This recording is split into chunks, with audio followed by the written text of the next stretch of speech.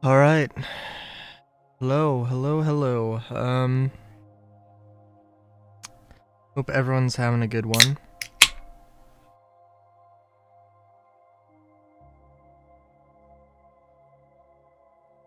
Um, get into my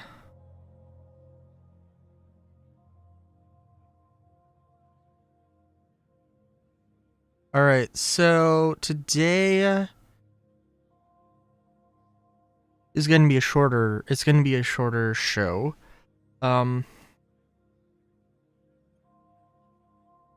Good because I am shorter on show watching supplies. Oh geez. Sorry, I've got this giant ass, very nice warm jacket that I can actually wear because it's actually getting cold. And maybe it's too much. It might actually genuinely be too much, which is unfortunate, but... Or maybe I'm just not used to, I don't know. Anyway, so today's stuff is going to be interesting. Correct me if I'm wrong, I should probably look it up.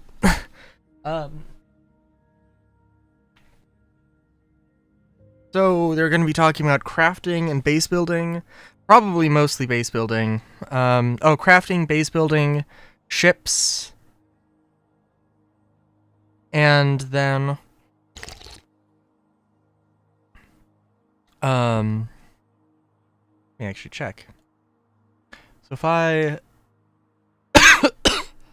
oh, okay. Sorry.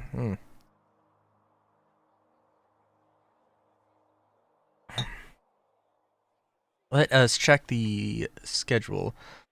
Yep, crafting. Explore the fundamentals of crafting and base building, including how they combine to enhance new opportunities for players, ultimately create the future of life among the stars. Uncover the ships and ground vehicles that will serve as your primary tools for base building the verse, revisit a classic, and more. The Star is My Destination, Star Citizen 1.0. And this is, let's see, 10 o'clock UK time. Yeah, and ends 12. Well, I'm sorry. The last presentation starts at 12 o'clock UK time. So like 3 to 4 hours, probably 3 hours. So it's not gonna be too long of a day. It would be kind of, maybe it would have been kind of nice if they oh geez, sorry. I got my friend. Got my friend who's talking to me.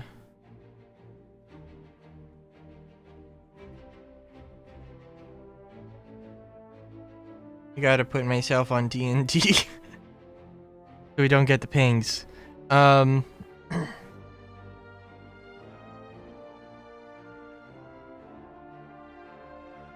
yeah.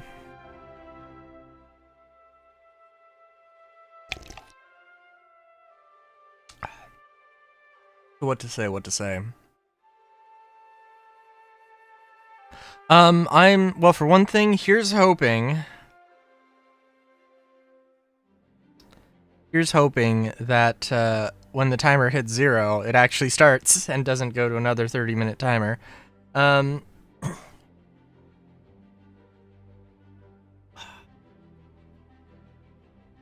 Well, first off, real quick, I played Mario Party Jamboree. That was a thing. That was a good time. Actually, a real good time. Ebo what? I'm not eating anything. I'm drinking. Well, I do have some chips. I could eat, but I was not eating chips. I got a cider. And, well, I was drinking water, but I've got cider. Yes, alcoholic cider.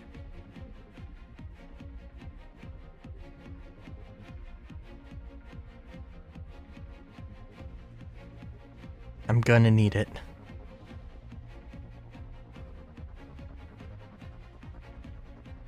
So, crafting, I'm hoping that the crafting and base building, well, maybe not base building, crafting is, I'm hoping, going to be something, Star Wars Galaxy's Light, is what I'm hoping. I don't think we're going to get any sort of, like, nitty-gritty, weapon customization like, Call of Duty, the Call of Duty Arsenal thing. We're gonna get, like, maybe, like, there will be technical differences. Like, I can say, hey, I want to have a different bolt, a different barrel in my gun, but I don't think it's going to be aesthetic changes.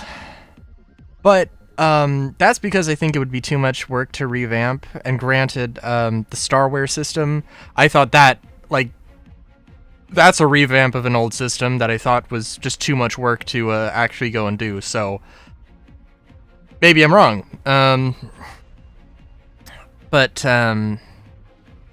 yeah, and, yeah, other than that, hopefully, maybe something similar to Star Wars Galaxies. Obviously, I don't want the resources to be super crazy, like having 15 billion different kinds of copper, different kinds of plastic, different kinds of steel, that are all... I don't know if they were, like, procedurally generated at all or anything. But I don't think they were, but they were kind of random, and it was kind of a crazy thing.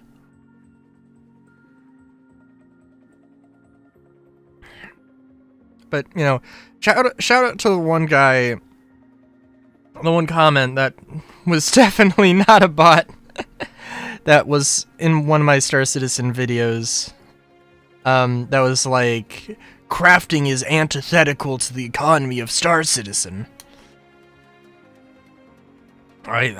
They, CIG really are real fans of you, but sorry, I'm like, that comment will stick with me to my grave, because it's like,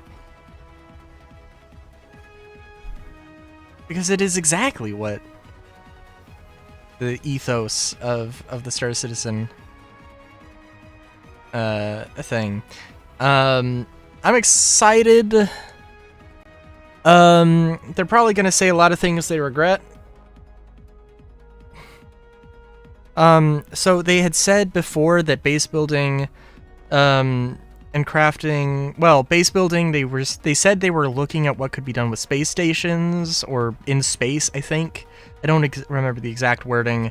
I think people assumed space stations, because obviously, but they didn't promise space stations, but people are going to look at it.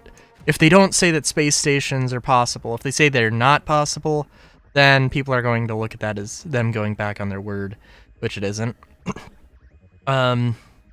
Crafting, they talked about being able to craft ships, which I don't know how much of a thing that... Well, we'll see. We'll see. I mean, if you can make space stations, theoretically, I don't see why you couldn't make, like, capital ships, but holy shit, that's probably not gonna happen. Or it's probably not gonna happen practically very much, even if it's technically possible. I also do think it was a weird thing with the guilds, with the orgs, factions, and guilds. I always kind of assumed that there was basically player orgs and NPC orgs. Hello, Andromeda. Well, you picked a very good 10, 9, 8, 7, 6, 5, 4, 3, 2, 1, 0. Everybody, welcome to the pre-show for day 2 of CitizenCon. I'm your host, Jared Huckabee, and look at Jared Huckabee. We're back here in the UES Barbary, otherwise known as Hall B, otherwise known as Manchester Central, otherwise known, and this is where you're all going to cheer. I hope he gets offered some pizza. It's a little delayed. Honestly, people ask what the better parts of my job is, and being able to just do some call and response with the crowd is probably it. Watch, I'm going to do it again. At CitizenCon! That's really cool. Oh, yeah. We are here in the lounge of the UEES Barbary, where I'm going to be sitting for most. Oh, there's also a furry, Ratty, I made an ill-fated and I'm. decision during the pre-show yesterday to attempt physical movement of any kind. Generally, I'm against it. If you consider physical movement of any kind past the age of 40, don't. But if you have to do physical movement at any point after the age of 40, my recommendation is to stretch at least once in 14 years. So yeah, we're here on day 2. Let's go over a little bit of day 1.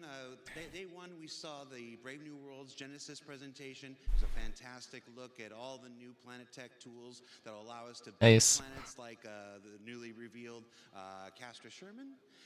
We checked in with the. What do you mean newly revealed? It's I know it's a it's social been on the website forever. version. It had all kinds of I mean, stuff, they party chat and all that stuff. well, they did have concept art. Like, I was there in 2014 when and met Benoit for the first time when he did the very first organization and for presentation. And for the last 10 years, I can nitpick. every other time I see can him, nitpick these dudes to hell and back. Benoit, when's our time? When are the orgs coming to the game? And to know that they're finally in active development. Oh, that's fair. As a universe is one of the more exciting things about Star Citizen for me. It's just Reddit is very real. all in these orgs. Everybody's in an org. There's med runners over there. There's ADI over there and stuff like this. But that's outside the game. To finally get these orgs inside the game is a major milestone that I've waited for so long. And yeah, it's not happening today or tomorrow, but it is in active development. We'll have more updates on that when we do our other shows, the ISC and the SAL, over the remainder of this year and well into next year. Yeah, that's fair. It's fair. Then we had that cosplay contest. Who actually won? Who won the cosplay contest? It was that giant Pico, right?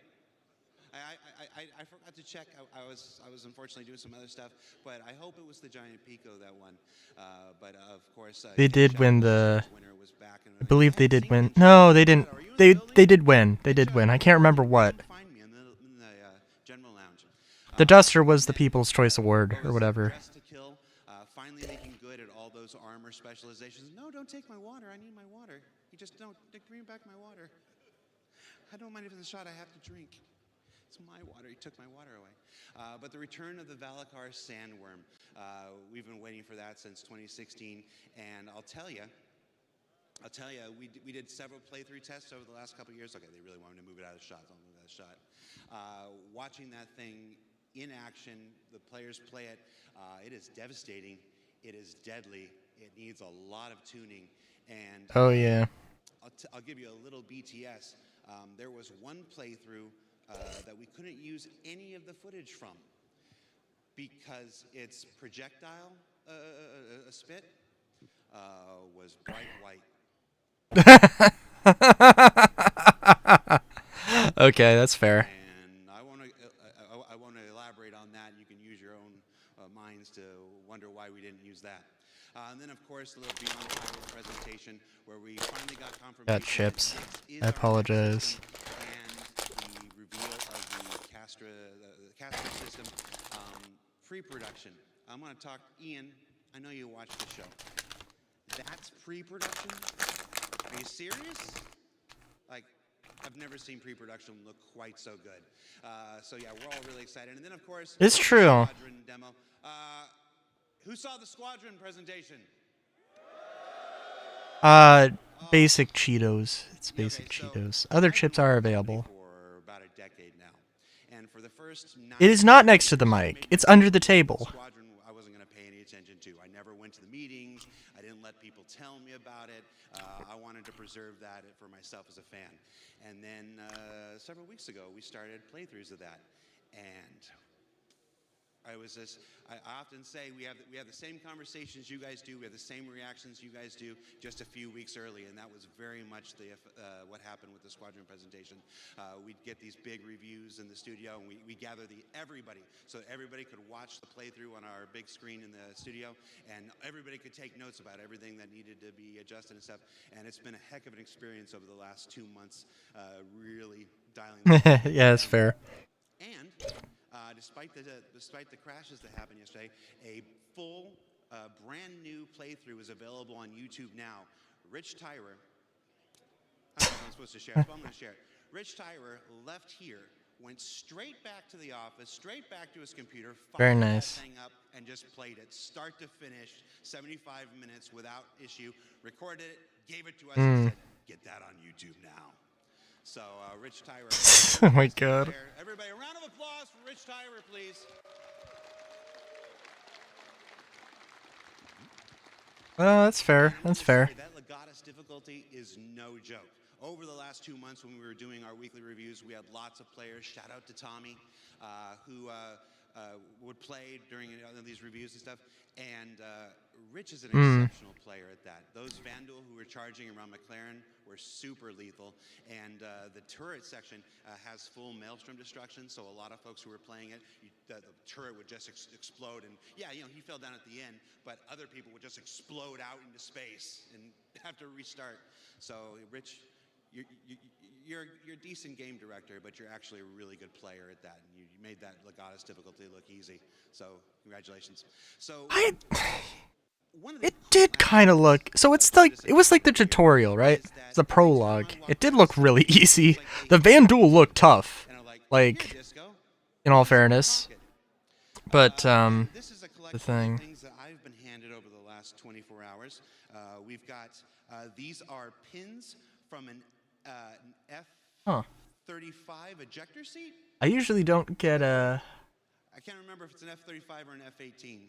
I know there's. When I have Discord up on my desktop, I usually don't get. I usually don't get notifications on my phone, but I did just now. We talked about challenge coins last year. Atlas Defense Industries. This is one from CitizenCon this year. Different orgs. This was somebody's personal giant challenge bar, I guess. I'm not. These are all metal. These are really nice. I'll have to check it out. Yeah. Patches. Both Tyler Wicken. Shout out to Tyler Wicken. Both Tyler Wicken and I have a huge board in our office where we collect all the different patches that folks give us. We've got. Is that Okami? From all over the world, Well, it's a Kitsune. Not really Okami. Iraq, where it was just 4 enlisted servicemen having their own bar citizen. Oh yeah. Years ago. And then there's some curiosities like this guy. I don't know. I asked him what I was supposed to do with this when he handed it to me, and he said, "Put it in your mouth."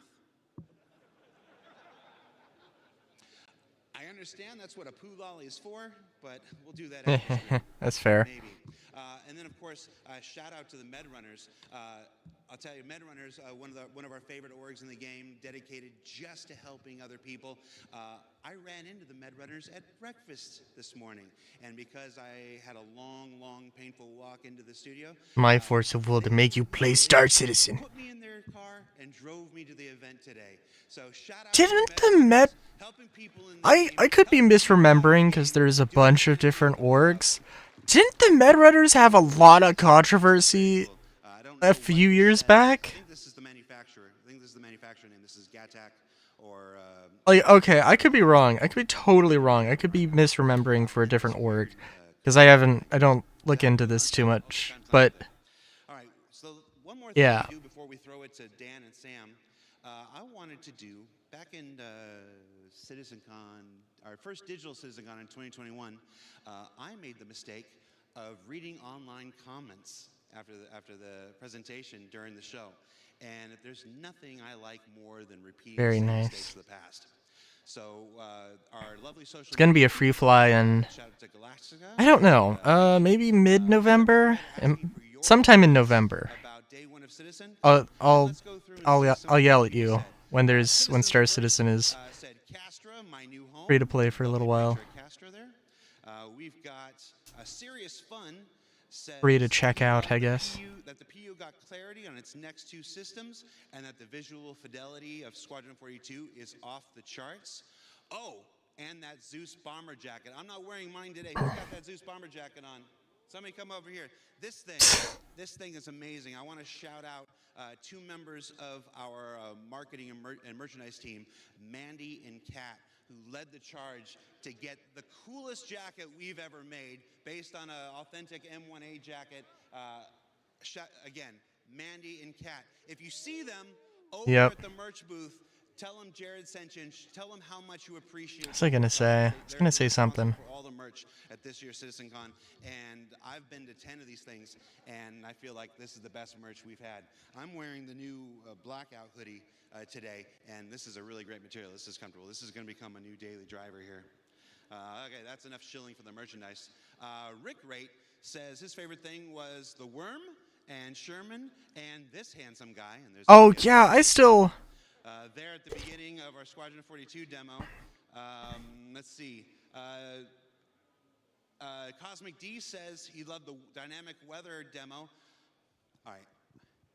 Do you know making videos for Star Citizen is hard? Making videos where the environment is actively trying to crack you is very, very hard. Like, none of that was faked. We got our poor guys, they got into that Zeus and took off, and you saw how it struggled to lift. That wasn't fake. That was the actual dynamic weather system pushing down on the ship and saying, no, you ain't taking off. And then they managed to get it off. Okay, I'll believe it when I see it. Like I honestly was like, this. I was honestly like, this. They're now like, this just has to be some level of scripted just for ease, if for nothing else, just for ease of like, it doesn't seem like their style, but honestly, I don't know if I believe them. You don't even know my mom. Again, okay. see it when I believe it. See it when I'll believe it when it's in game. I gotta be completely honest. Sandwormed all over those guys. We remember it exactly the same. Yep. All right, so that does it for me. I'm going to throw it to Dan and Sam, who I believe are over at the Sim Pits, and see what kind of hijinks they're getting into. Guys? Hi, everyone. Welcome back to CitizenCon Day 2. The bar, the best sim pit. Sam, and if you didn't meet me yesterday, Simulate my depression. voices and stuff. I also flew a Carrick. But I am supposed to be here with Dan, and for some reason he's not popping up like he did yesterday. Hang on. I think I can smell incompetence. Oh my god. Oh, Dan, there you are.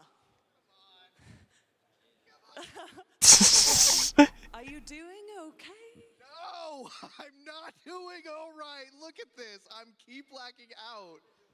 Dan, I don't think you should try playing this game. I don't think I should either, but it's so fun. If you guys are here on the show floor, these Monster Tech Sim Pits are really haptic. My ass is vibrating right now with the ricochet of bullets in my rear. Fair enough. Dan, shall I take over for you? Please take over. Okay, maybe I'll give him a break. Come on, Dan. All right. Help. Thank you. Turns out, not very good at video games, and Sam's really good at video games. So this is gonna go well. Yeah, let's see you get Fair enough. All right, well, maybe it's not so easy. Maybe it's not so easy. To be fair, I left you in a pretty shit situation. You were set up for failure. Come follow me. We're gonna move away from my abject failure as a video gamer for a moment. Hi guys, welcome back to CitizenCon. As a video gamer. We're so happy to be back. Like Jared said, hopefully you guys enjoyed the panels yesterday. We covered a bunch of stuff yesterday, but don't worry, there's still a bunch more for you guys to It would check out not today. be. Between ships, between base building, It wouldn't be a between video game Road Beyond, there's still a bunch of stuff for us to cover. presentation of video game developer chat without some level of cringe. Let's be real. Here at CitizenCon, let's take a look. As you can see, we have our lovely Hornet. We have our players just chilling out, maxing, relaxing, all cool, shooting some saddle ball outside of school. When a couple of duel who were up to no good started making trouble in the neighborhood. We got Oh my god. And Captain Bishop got scared, or Admiral Bishop got scared. We said Squadron 42 release date 2026. Who is hype about that? Awesome, guys. We are gonna be It was like the most nonchalant. Oh yeah, by the way, we're doing this coming out in 2026. By the way, here on the show floor as well. that I don't know if my surprise at just how nonchalant that reveal was. I want to make I don't know. you guys are taken care of. And and hopefully you guys are having just as much fun watching the show as I am running it. Now, as you can see, we have our themed stuff. We didn't really get into the theming last year. I want to get down into sort of the micro this time. So let's take a look at the outside of these booths. As you can see, we have... I do honestly kind of... I mean, like, I don't know. After last year, where they've still... Basically, in 12 months, they have not done half of their stuff. Although they're maybe going to get a lot of stuff by... Get a look at that. People just stacking up their med boxes. Wasteful. Wasteful. For shame. Throw it away. That's fair. Littering. Hi, guys. You can't throw stuff away! What are you talking about, Dan? Hi, everybody. Have you played this game? Guys, it has been such a pleasure to be back at CitizenCon. There is no way to throw away items. Aside from, like, I guess you could, you have to litter. That's the only way, and let the game destroy the stuff. That's Christian, that's Ulf. On his own damn time. All the people who you guys interact with on Spectrum, on Twitter, X, who cares what it's called these days. I help produce those guys and make sure that Fair enough. You guys the updated information, chatting with y'all, and it's been such a pleasure getting to actually get to know you. I saw a thing that apparently Twitter, like, doesn't let you opt out of, like, having an AI trainer. Oh, hey! This is the cosplayer dude! It's the bounty hunter! Hey! Didn't check this out yesterday as well. We have the Addison Lounge. The Addison Lounge is a place just like the General Lounge for you guys to chill out. Make sure you guys are getting a drink. If you guys have a VIP ticket, you guys have special access to bar and refreshments here as well. You guys don't have to wait in the long line. Make sure you guys are checking that out as well. Yui, thank you for your service. We have that huge United Empire of Earth timeline as well, going all the way back to 2137 to the pretty near recent future of 2950. It's only 4 years ago based on our in-lore world. And I think that's pretty much it. I mean, obviously we have the Hornet. We've covered that to death, so I'm not going to cover it, but it still looks pretty cool.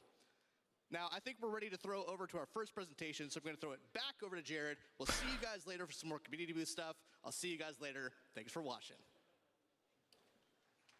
Do you wonder? Because also, in terms of how much you might actually enjoy Star Citizen Andromeda, I mean, base building, crafting, feel like you would... That probably would be good. I feel like... I think it's safe to say you enjoy crafting and base building. Hey everybody, how you doing? Like this is, it's not in game, but it's been obviously a part of the plan forever. And now we're gonna get some info. Because, like, they basically said, hey, we're planning this stuff out last year. Hey, how am I doing? We'll see. I don't know. Not build a spaceship in the same way as, like block by block or anything. That will not happen. But, how much time we got? We're about, that's not even my clock. We're about 10 it'd be like, hey, do you wanna, the closest thing would be like, hey, listen. Goodbye for the next 4 to 5 hours as we present day 2 of CitizenCon. My God. It's a different beast. Yesterday was the universe that we create. Today is dedicated entirely to Destiny that you're going to build. So stay tuned. You're not going to want to miss. And also ships, because money. So thanks for watching. We'll see you in about 10 minutes, everybody. The biggest the biggest closest thing would be, hey, you want to craft a ship? Okay, get a blueprint of a Ford Fiesta, and now you can build a Ford Fiesta. Other vehicles are available. Hashtag not sponsored.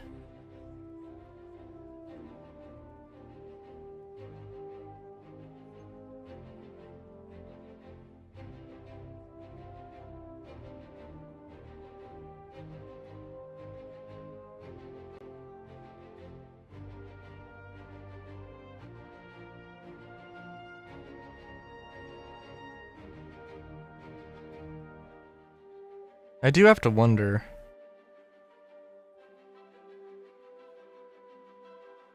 Ratty showed up for like 1 second And then presumably probably took their fursuit off. I was gonna say I don't know if they're, like... I don't know if they're local or not. But they're a rat. They got bad teeth, so they're probably local to the UK. Oh.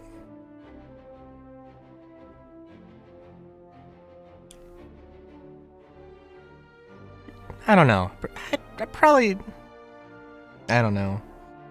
Would you consider rat teeth bad teeth? Probably not. Well, I mean, I guess they do grow indefinitely. And if not worn down, then could literally kill their owner. So that's I guess the thing.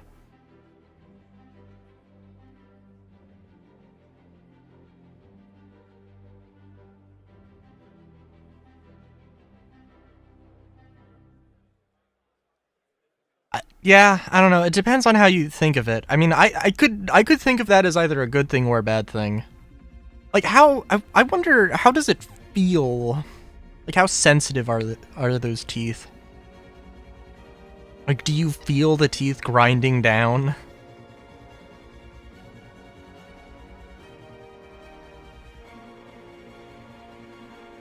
Does it have a feeling of like, you know, like when you get some like teeth, some dental work done and your teeth are just a little bit uncomfortable? You know, does it just constantly feel like that? I don't know.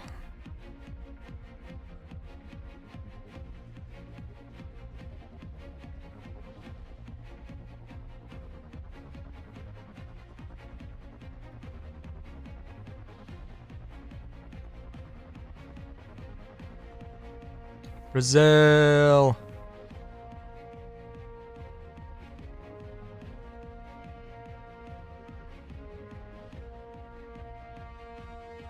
I still can't believe that they made the sandworm and they gave it crate pearls or Valacar pearls.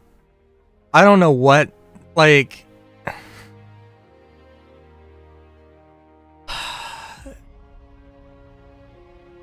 I don't know. Andromeda, I feel like you would know.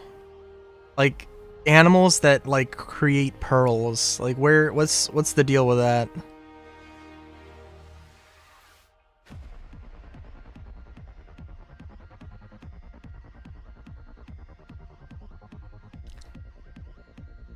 If there was a giant Leviathan-sized... There's a giant Leviathan-sized sandworm, and I murdered the thing, and I harvested its corpse. Would I get pearls? Like, same way we make bones? Really? Interesting. Just a calcium deposit? Oh, okay. Interesting. I guess you missed it yesterday. Yeah, no. Like they mentioned. So yeah, no, it was a really weird presentation actually. So they were talking about their new like clothing and armor system, Starwear, because they're very creative. And it honestly seems like a really interesting... It seems like a good system, and they're actually thinking about it, like, you know, like, how much protection does this thing give you? But it also... But it's also, like... I don't know. So, like, what does it, like...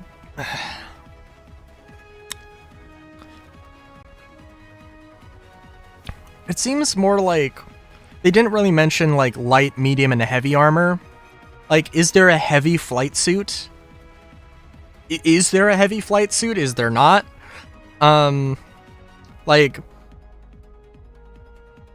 I don't know.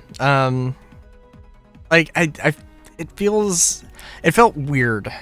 So like obviously medium armor would give you more protection, and it would be a balance between like protection and mobility and stuff like that. Is the logical thing I would get from there, but they didn't say that. They didn't, and it didn't really seem like a systemic sort of thing.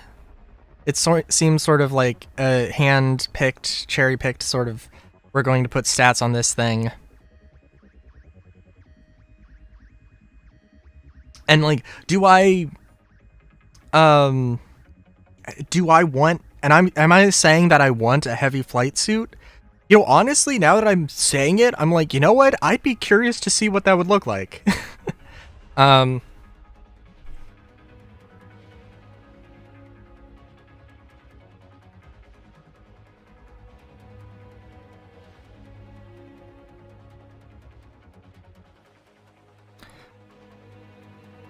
But like, yeah, so, and obviously like, it was also really funny though, because there was tracking armor, which was like basically bounty hunter armor, I guess. It had like best in class scanning tech, but also zero stealth. Because if you want to detect stuff, you gotta emit stuff, and those emissions are bad for that, which I do think will be interesting. Because I like stealth. At least I'd like to think I like stealth. But also I really have been waiting for the FPS scanning. So like, I kind of want to just go balls to the wall. I would love to be scanning literally every moment. And know when there's an enemy about to turn a corner.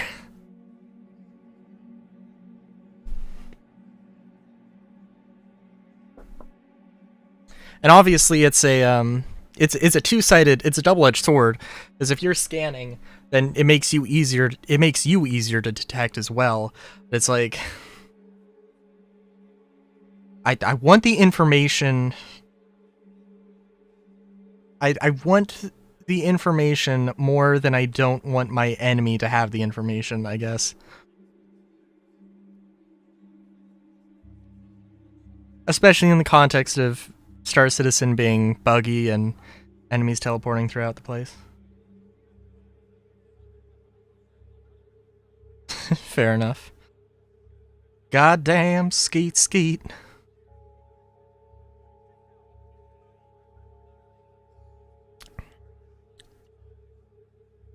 I hear that in the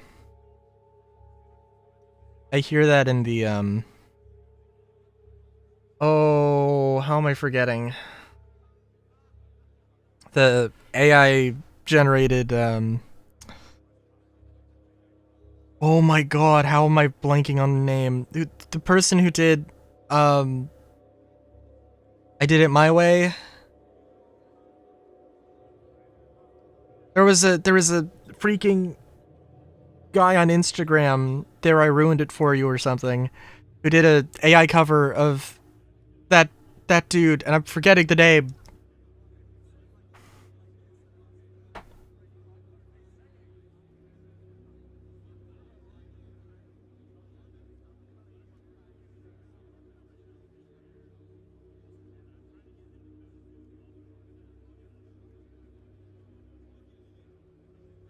Frank Sinatra. Jeez. I forgot, like, there was one point where, like, it had been a while since I watched Spider-Man, and I just forgot Tobey Maguire's name, and I was like, this is going to irk me so much.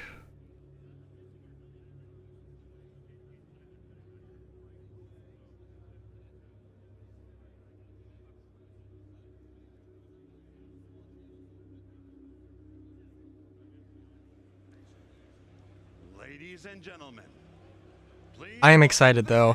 Crafting and base building are two things that I am super excited for. and Mama Huckabee's second favorite son, Jared Huckabee. Andromeda, I told you yesterday that I think you'd really like Jared. House is in So far, am I right? It's day 2. We liked it so much the first time, we're gonna do it again. Now, as the last guy during the He is pre-show great. said, day 1 was focused on the Aw. universe that we're creating. Aw. Day 2 is all about the destiny that you forge. Now, a little history lesson here.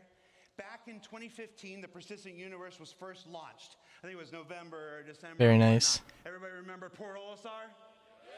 Oh my god. Yes, I remember Port Olisar. Remember that one Big Benny's machine that somehow you could move it? And the Big Benny's challenge of spending hours and hours of just doing this?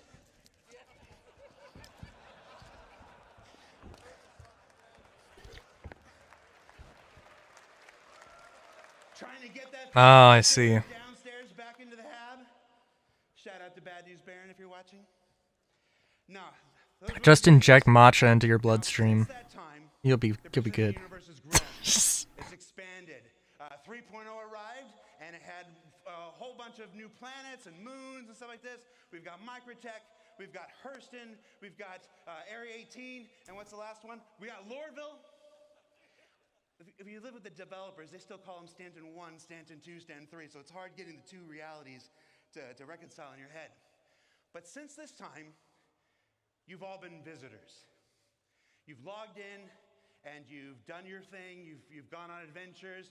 You've fought some Xeno threat. You've mined some barrel, apparently, a whole lot of barrel. If we're looking at that trivia from yesterday.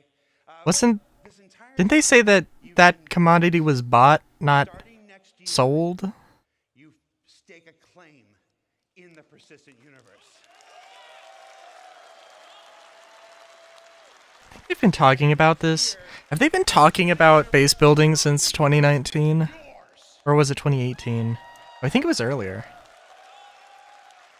And we have got a handful of gentlemen to Oh, tell is- you oh, how Xenothreat we're gonna do it, how you're all gonna do it, and how in amazing real it's life. going to be. So please, Unfortunately, Star Citizen does not have. Star Citizen and You know what? Squadron They Two, could have. one of my dear Uh, one of my DMs. Hey, when are we playing again?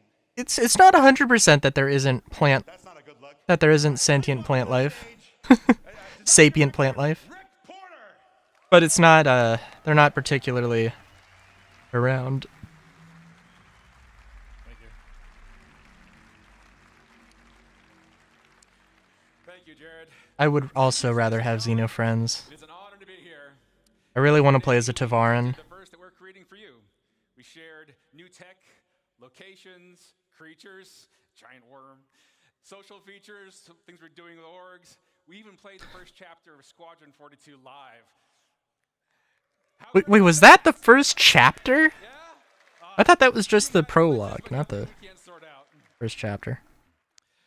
So today we got something just as exciting. I really want to play as Tavaran, But instead of who are focusing on creating for you, we bird want to show you people, what you can but we don't really have any information about them aside from like their culture. We don't know what we don't know 100% what they look like. There's concepts, but we don't actually. change not They haven't only like how you been play the set game, in stone. but why you play the game. So, what is crafting? Why does it matter? Why should you be All right, this is important. Adrapa, this is important. Well, first off, crafting is a profession. It requires its own set of tools, the knowledge of how to use them. Crafting offers progression. You become a better crafter by learning new blueprints and upgrading them. Crafting builds on the existing gathering professions. When you would go out and you collect your Now my materials, ass is vibrating. I'm very you add excited. new depth and meaning to those activities. Crafting provides customization. There isn't just one way to craft something. Like I said, we have upgrades. How you make and upgrade the things you craft is sometimes just as important as what you're crafting. In addition, you can earn cosmetic upgrades, craft unique items, even subscriber flair. Oh no. This versatility more obvious than base building. We're going to have nearly limitless options for how you construct your home, how to customize your base to meet your own goals. Most importantly, crafting gives you a lot of new choices. The choices will impact your goals in the game, your interactions with other players, and eventually how you see the game itself. So where do we get started with crafting? Well, you can't craft without materials. Luckily, we've got a lot of ways to gather resources and expand on all of these existing gathering professions, as well as future additions. Let's take a closer look at mining as an example. We've got hand mining. Also, future is just mining, but different kind of mining. But with crafting, we're going to introduce a lot of materials. So there's not just more to mine, but we're also going to specialize. So for instance, each type of mining will have its own unique materials to gather. Gathering specific materials efficiently will require you to use the right gathering profession. Let's talk about refining. But the hand, vehicle, and ship mining is just different sizes. With crafting, we're going to expand refining. Different, like, intensities of the beam. In addition to expanding the variety of materials you can gather, refining lets you create process materials that you're going to need to craft your upgraded blueprints. So now that you've gathered all these materials, It's a really weird way to think of it. Your only options in the game really are to sell them to a shop or maybe complete a contract. Adding crafting into the game radically changes your options. You can still mine, refine, and sell your resources, but now you have the option to make valuable and unique items. You can also sell it to a crafter. Armor, even vehicles and ships. Right? Well, tell me more about it before I cheer. I want to know if you've made a competent system, or designed a competent system first. I mean that the crafted gear that you create has the potential to be better than anything you can buy in a shop. Naturally. Has the potential. Very important distinction. Crafting just doesn't end with shiny new gear. Think much bigger. Crafting enables you to build your own... No, let's start small. Let's start with weapons and armor. I mean, yes, base building, but come on. Build it up. Choose to make a farm, a hunting lodge, an industrial complex, your own trading hub, a military outpost, even a sprawling town with your friends and org mates. I wouldn't have it any other way, Andromeda. Got a lot here, but it's all optional. You can choose to focus on gathering resources. Oh, wait a minute. You can skip gathering and refining and just focus on being the best crafter you can be. Or you can leave all that gathering and crafting nonsense to other people and just focus on trade and make some money. But that brings me to my last point. Player choice matters. When a player makes a choice, they assign value. Players' choices about crafting and base building will drive player trade. Auction house? The community's choices will determine the Bazaar? materials and the crafted goods you can all make. The game will still have its own shops and economy alongside players, but now you'll have more options about where you invest and how you prosper. Now, I've given you a nice overview of what we're working on here, and we have a lot more planned for the future. But now that you're familiar with the big picture, I want to introduce some of my fellow developers to come up on stage. They've got exciting details to share with you about the specifics of our new crafting systems, important gameplay improvements, and most exciting, I think anyway, an update to base building. I mean, honestly, they've been talking about it for years. I'm like, I don't know, again. Welcome Jacob Taylor to the stage. The more times that I just see a slideshow, I'm just like, the less I care about. Until it's actually like in-game renders and stuff. I try not to get too excited. Hi, I'm Jacob, Senior Gameplay Programmer on crafting. Hi, Jacob. Rick has showed us how crafting will link into a lot of existing and new gameplay. But I think it's time we get into some of the details. Please do. Please do. I'm going to tell you about the new game mechanics we're introducing, starting with blueprints. Okay. At least let him explain first. And then cheer. Anything, you'll need a blueprint. Blueprints provide the recipe to perform all kinds of crafting processes, including refining. You can acquire blueprints through various activities. Some you can buy, some you can find, and some can be unlocked or earned in other ways. You can also upgrade your blueprints through research. We'll go into more detail about what this means a bit later. So, blueprints are the recipe, and Rick already told us the materials you gather and refine will be the ingredients. But there's a bit more to it than that. We have a new concept for materials: material quality. Quality is a property we're adding to all resources you can gather. That's an abstract measurement of how good it is at being whatever it is. You can think of this as the Nice. purity of a metal, or the ripeness of a fruit, or something along those lines. This quality will be carried forward from raw resources through the refining process to influence what that batch of materials is best used for in crafting. High quality is more desirable overall, but is more rare, and there are still important uses for low quality materials. More on that later. Of course, of course. All raw materials you find in the verse will have a quality rating that's generated based on some rules, the same kind of rules you heard about from the Planet Tech team yesterday. You'll find the same material in many places, but with varying qualities, so you might want to explore to find the best.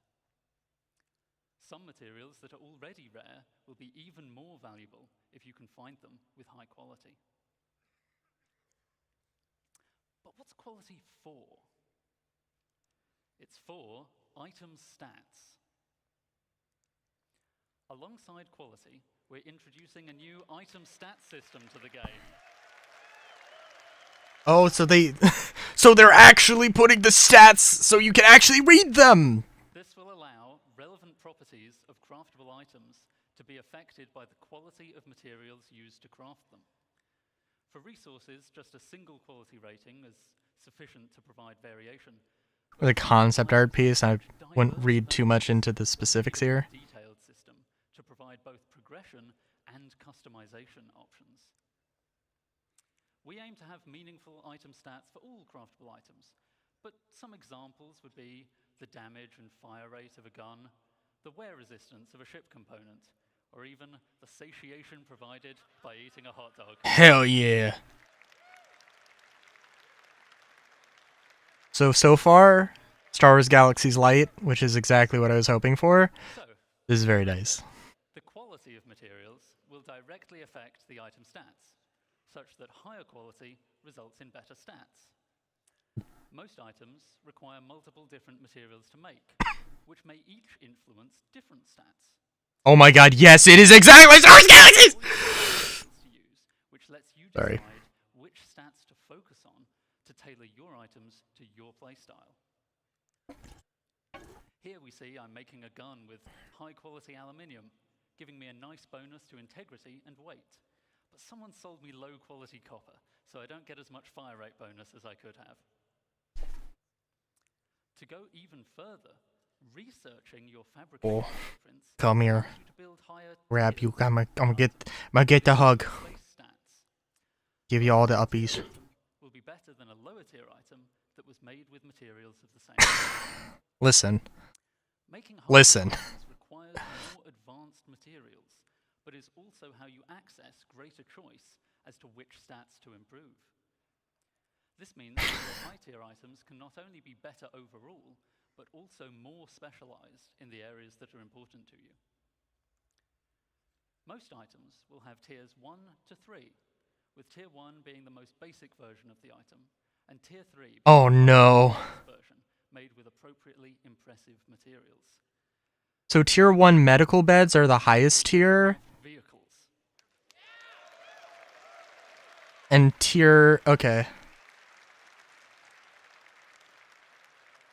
In medical bed terminology, tier 1 is the So important that they highest will go up bed. to tier 5, providing a way for you to really invest in making your So it's, I don't know, they'll probably make it consistent at some point. Many of you have already bought your favorite vehicles, so you don't really need to make them from scratch, right? Or maybe you've pirated, salvaged, or otherwise commandeered a vehicle. Yes! Yes! Don't worry, you can still still benefit from crafting by using an upgrade blueprint to increase the tier of an existing vehicle, including... Okay, he just casually mentioned being able to pirate vehicles, and, like, outside of the context of whatever this is. Stat improvements and customization. Upgrading a vehicle can save a lot of time over crafting it from scratch, so it's a convenient way for established vehicle owners to bring the benefits of item stats to their fleet. And that makes me very... Because that's definitely something I want to do. Made from high-quality materials. See how the recoil is reduced on our high-tier gun. Very nice. The spooling is faster on a high-tier quantum drive. Privateer. Privateer. That's the term we use. We ain't no pirates. And a high Everything's... beam is much more effective. Everything is above board.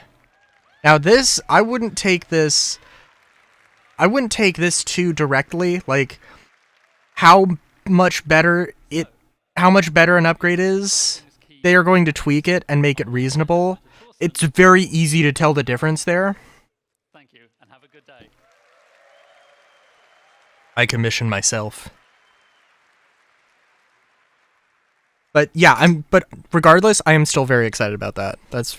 I don't know what they meant by being able to pirate and like steal ships though. Like that's new. CGP system design team.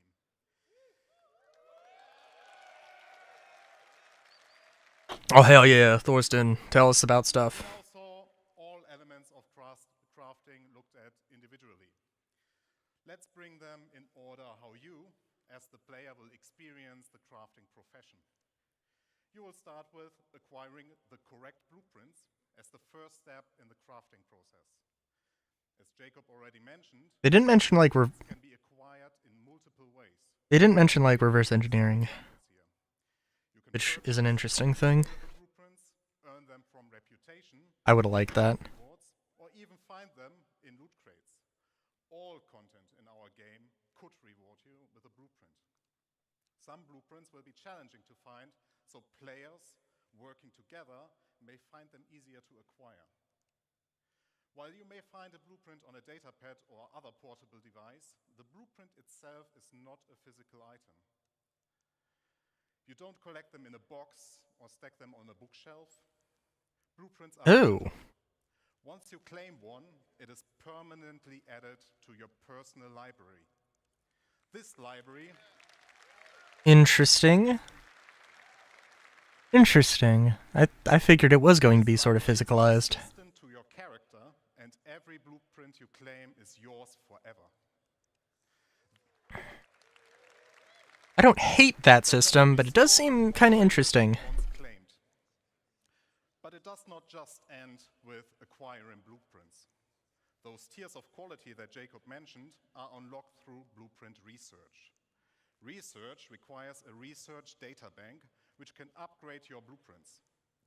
Upgrading here means that you unlock a blueprint that allows you to create a better, higher tier version of the same item using more advanced materials. Note, you will still have access to the lower tier versions if you want to craft the cheaper version. In order to upgrade a blueprint, you may need to perform certain actions. In this example, we need to craft 100-volt pistols and have one with a higher fire rate. Other examples would be collect resources, complete missions, or acquire research data from the Science Guild. That optional request seems so gamey. In addition to the Isn't necessarily a bad thing, but eh. It will take time for the research data bank to process your research data and unlock the upgrade. You are also limited in how many research projects you can pursue at once. Now that you have your blueprint and you decided what to craft, you also know what resources to look for. Every blueprint you find will have unique requirements in their resource needs. It will not just be you need iron.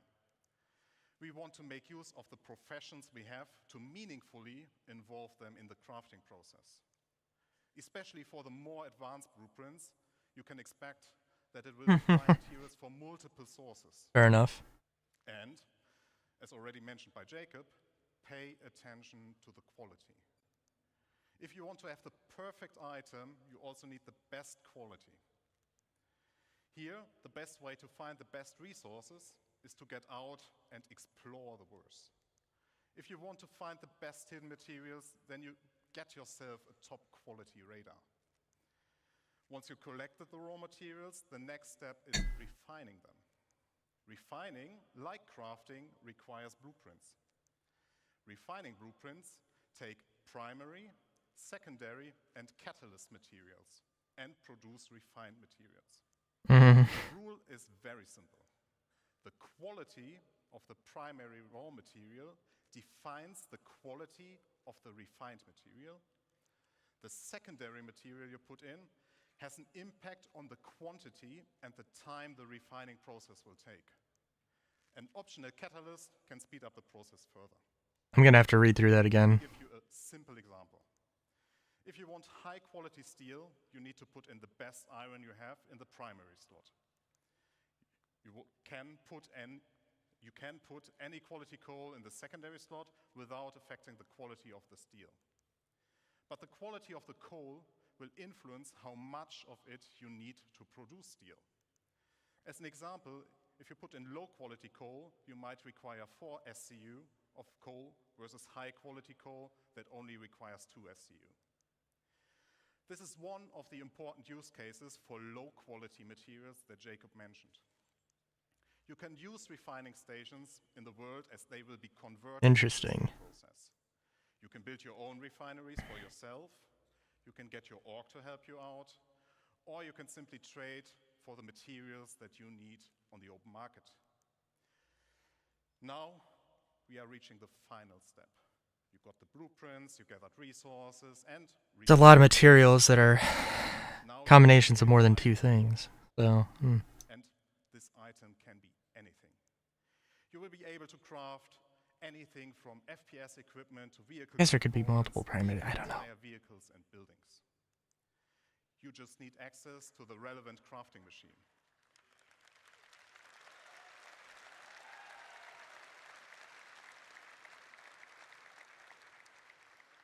Talking about crafting machines.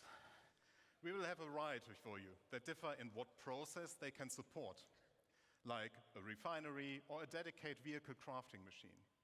We will also find them in various places.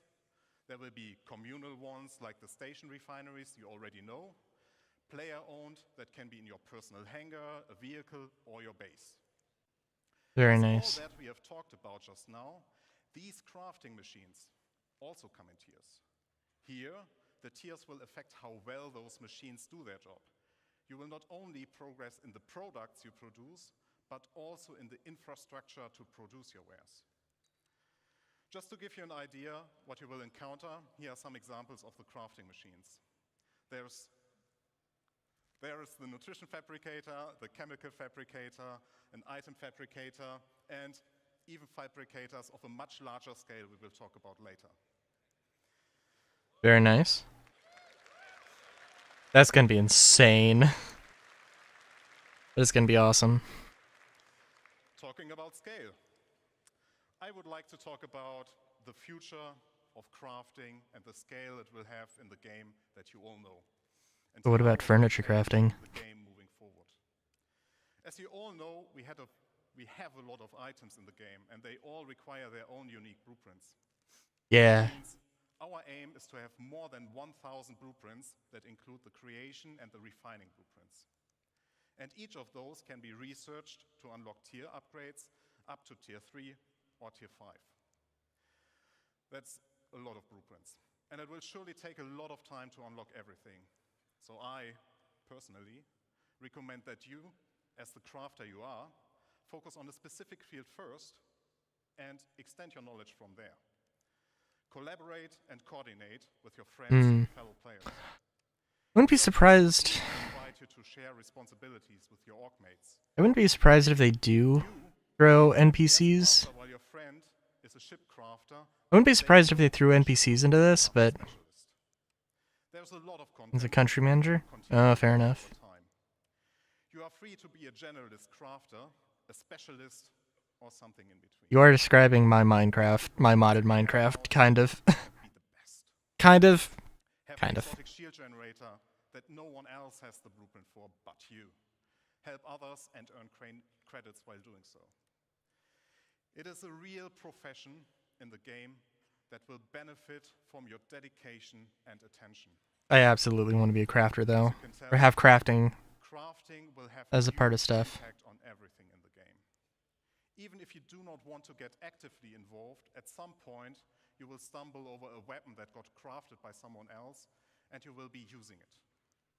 People will start selling their crafting goods or the refined materials or even the raw materials for the sole purpose of fulfilling the demand created by crafting. Players like you can become well-known specialists that are sought out to get certain things crafted from. Hell yeah. With the ever-expanding game we all love, we will continuously expand our crafting to offer you long-term progression that involves the entirety of our game. And you might have guessed it already, but there's one more thing that crafting is the foundation of, and that is base building. Oh yeah, low quality materials probably you probably don't really care too much about your the quality of your interior wall Presentation. Thank you very much. and furniture. And that's a good place to dump like shitty quality stuff. On stuff that also is much more like cosmetic in nature, Good morning, citizens. which I think is also the case in Star Wars Galaxies. Was the case.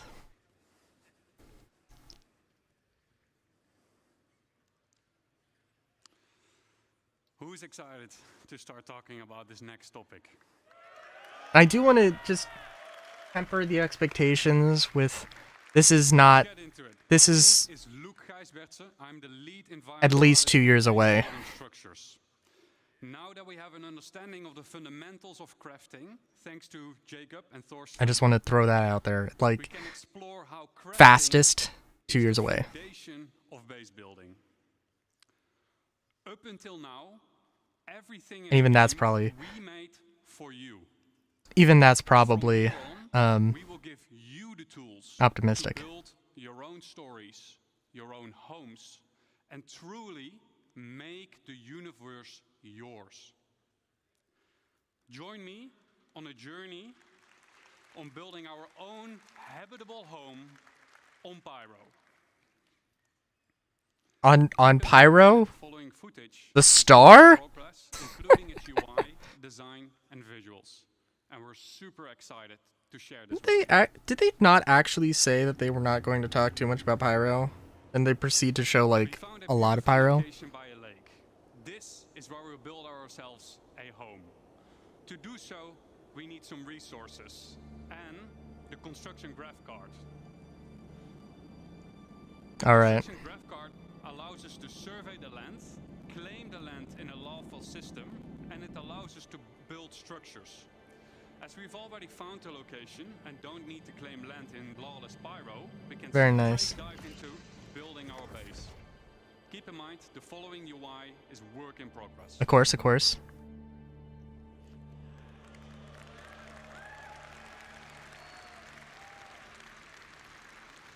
A survey drone that deploys from the top of the card gives us a controllable augmented view of the land. This is just about exactly what I thought it was going to be. Basic structure and hit construct. For this demo, the construction will be instantaneous, but in the final product, this will take you quite some time. Absolutely fair. Absolutely fair. We've done it. We've built our first structure. Let's have a look on the inside. This is also a completely new style. Is As we walk interesting, into the right? small basic structure, we see an empty interior that is dimly lit. It's up to us to define what we will use this space for. In our case, we will want to make it into a home. We can see that the lights are still off, and that is a problem, because no lights means no atmosphere, no breathable atmosphere. So it's not ideal to live in. So how do Second we solve cider. this issue? We We can improve this by providing the building with power. Let's see if we can build something that helps us out. But before we dive into more building, let's take a quick moment to enjoy the freedom that the survey drone provides us with and admire the aesthetics of our first structure. And I wonder what Declan was up doing there. Keep in mind that base building is still work in progress, but what you're seeing right now has been recorded directly in the client and works seamlessly between first person and the building mode. Okay, enough. Back to base building. In the list of new structures, we see a small fuel generator. That is something that could solve our problem, I think. Power providing structures need to be hooked up to other buildings inside construction ER mode, but we'll explain this later. The fuel generator is one of several structures that provides power, each with their own benefit and drawbacks. Fuel power is quick and easy to build, but it requires a constant supply of fuel besides its regular maintenance. If a structure is not maintained, it will halt its activity. Players will need to maintain fuses to keep the building operational. The better crafted fuse, the longer it lasts. This is where the fuse goes on this building. Next up, we have a terminal that gives us access to the status of our building. And, more importantly, we get to activate it here.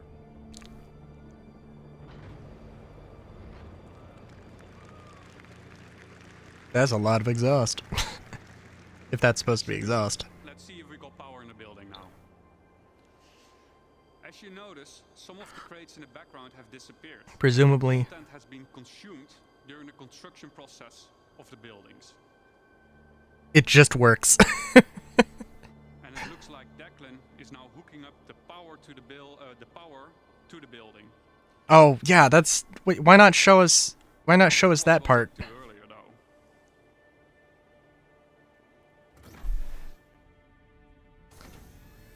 Wow, Declan has been busy decorating the place.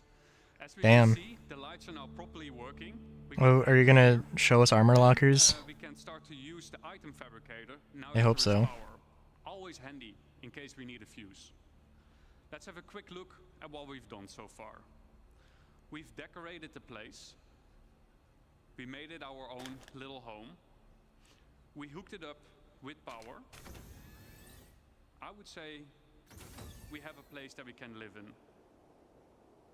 It might not be much, but I think it's just enough to call it a home. Thank you. Agreeable. Agreeable.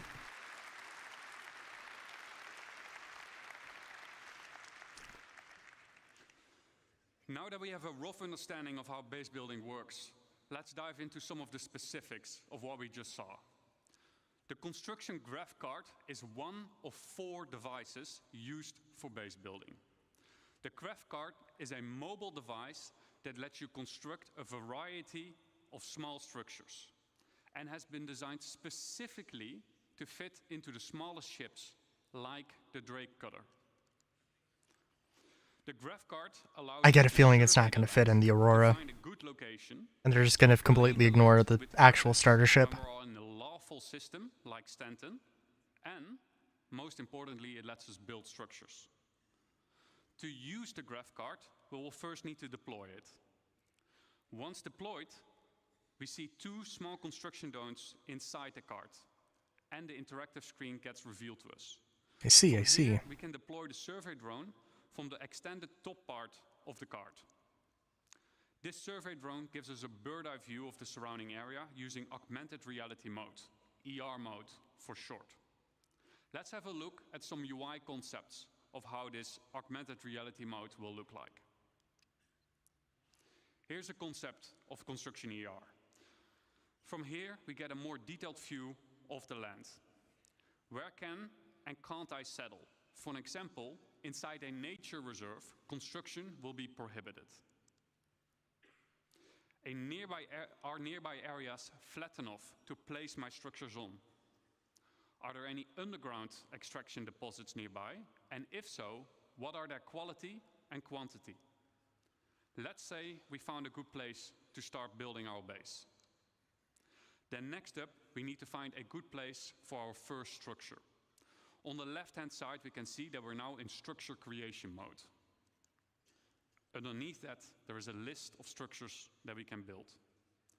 Once you have chosen a structure, you'll drag it onto the terrain, that will be shown then as a physicalized hologram. From here, you can move and rotate to find the perfect position for your structure. Now that we have chosen a position for our structure, we will need to supply it with crafting materials.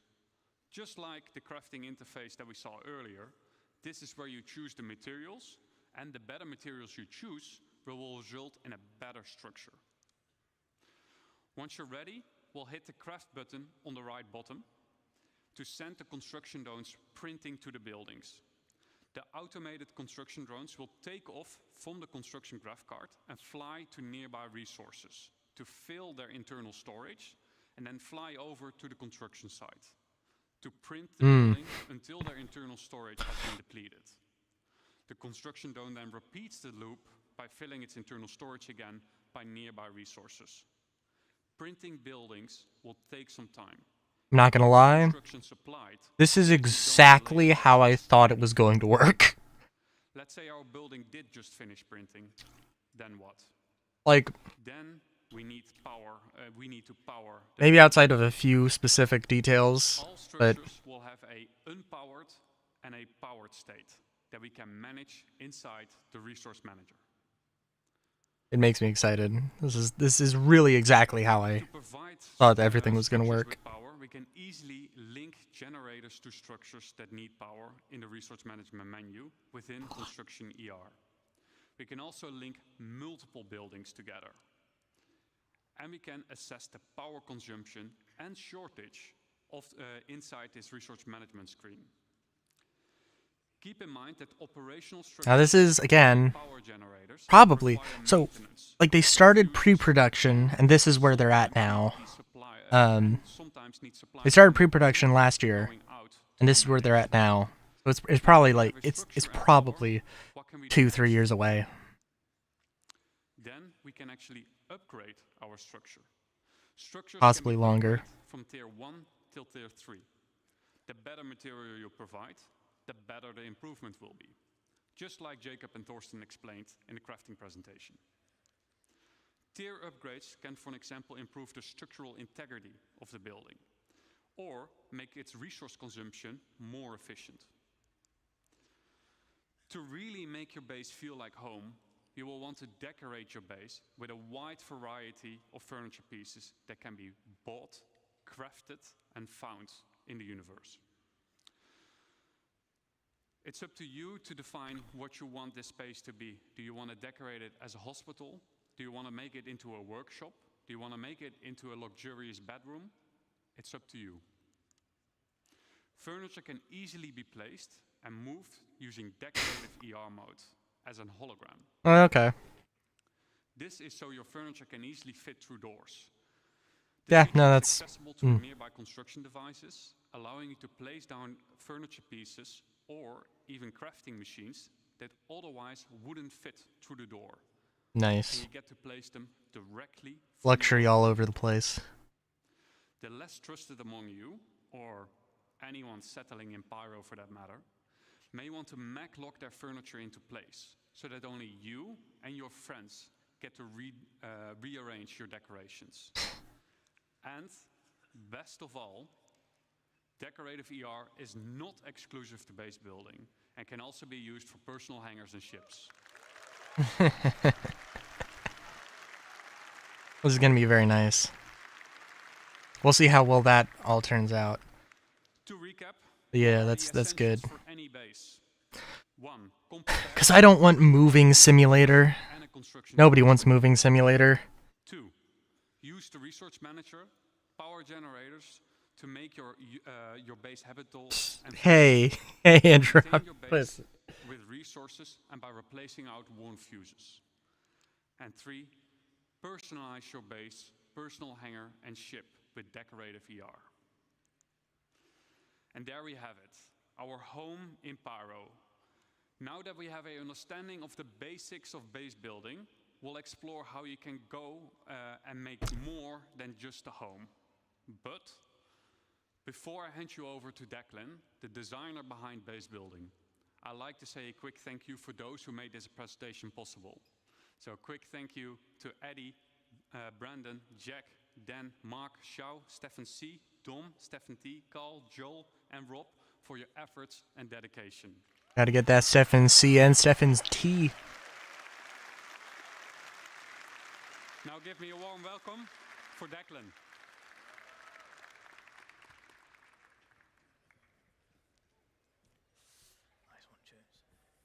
Nice one. All right. All right. Good morning, everyone. Let's do this. Morning. Bloody governor. My name is Deck. I am the system designer behind crafting and base building, and we've just seen a nice little base, right? That's good for cabin in the woods. Maybe you want to place it down next to big redwoods, go and explore, or a place to stash some loot you perhaps shouldn't have. But do you want to see a big base?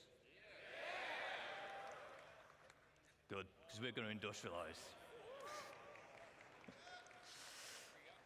So we're going to set Going to set the means of production. a base that's capable of crafting something that's bigger than the item fabricator And defend it so it cannot be seized. what it's going to be.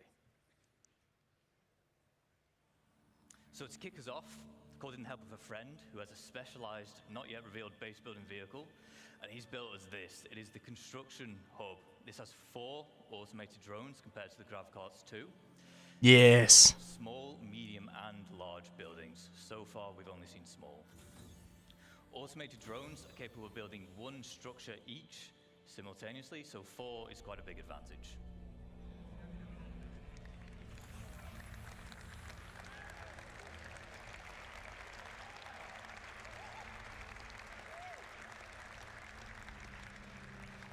We'll pop into our construction AR and we'll get down a generator, we'll connect some buildings together just so we have a place to call home before Wait. we begin. Okay. I don't know why you would need a construction tower for... I mean, like, it makes sense, I guess. But, like, it seems like it would... a temporary thing, right? One of the brand new underground resource deposits. Maybe not necessarily. I don't know. Using this, it is our extractors. This particular one is a large solid extractor. We'll also have liquid and gas depending on which type of deposit that you've settled on. We have our If you can repurpose it as, like, a control center or something, then that makes sense. But, you know, it's a thing you have to consider, I would think. And it is important to note that once these things are set up, it's not a case of just free resources forever.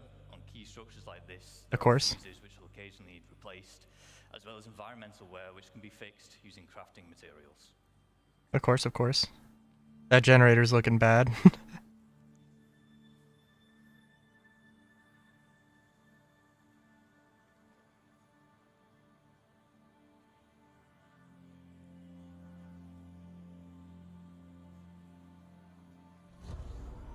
I just want to see them... I don't know if I would cheer if I see, like, a craftable hangar. Because I feel like that's kind of, like, a necessity. I feel like it's kind of obvious.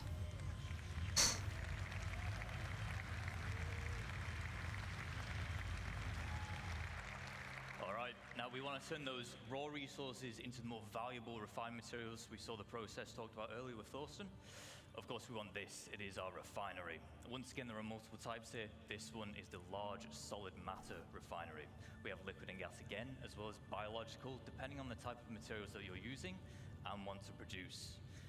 Refinery has input and output grids. For input, as you might expect, it's for the resources. Biological refineries? For the resources. Is that like fermentation? This is determined where you select which blueprint you want to I don't know. use, and therefore which type of refining method you want.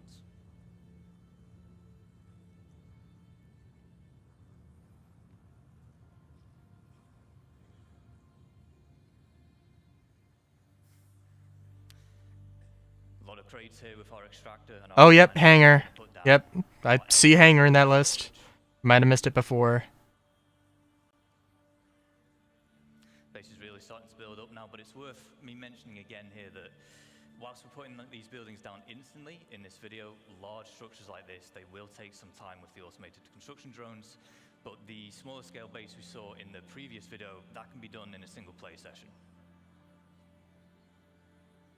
Don't commit to time frames now that you know you're gonna change later. And also, what do you mean a single play session? Some people can only get like 30 minutes. We'll just keep on putting down more extractors because we want as much as that valuable resource out the ground as quick as possible. And with base building, we're introducing the concept of a freight elevator network. What this will allow you to do is it will allow you to link multiple freight elevators together, and in turn they will share the same storage. Is :2 a typo or a... We'll deposit an item on freight elevator A, and then we're retrieving it on freight elevator B. There is a distance limit, but you can daisy chain the elevators together to extend that, and it has to Of course. the same base. And it's kind of an invisible inventory, but it just works, and it's a really simple and easy way to do it. I think there are some people who would think that they wanted to like physicalize everything, and maybe they gave the idea that that's what they wanted to do, but it just wouldn't be the best. Very nice. Existing structures, which is how you can form your org storage using those freight elevators. Oh, I'm sorry, Andromeda.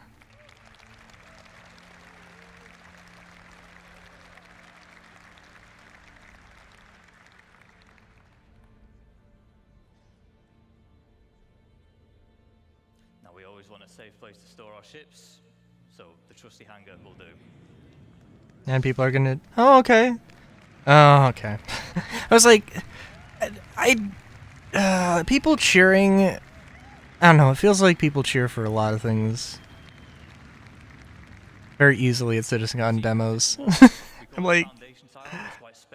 But yeah. Making it easy to place such a huge structure like this.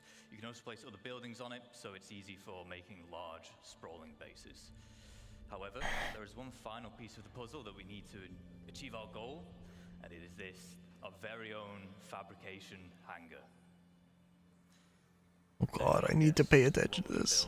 Fabrication hangar. But Andromeda, you're beautiful. An Idris, maybe not an Idris, if I'm honest. We'll have a drive around, we'll go to the entrance, and we'll see what's in store for us.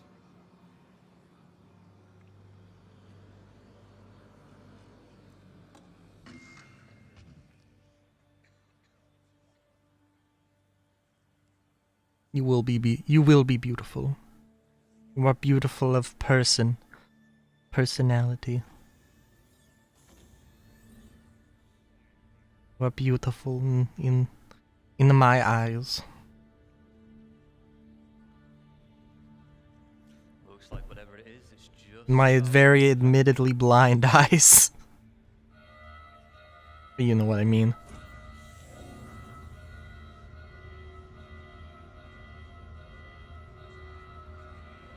That's very nice. Of course, we were going to build ourselves a ship.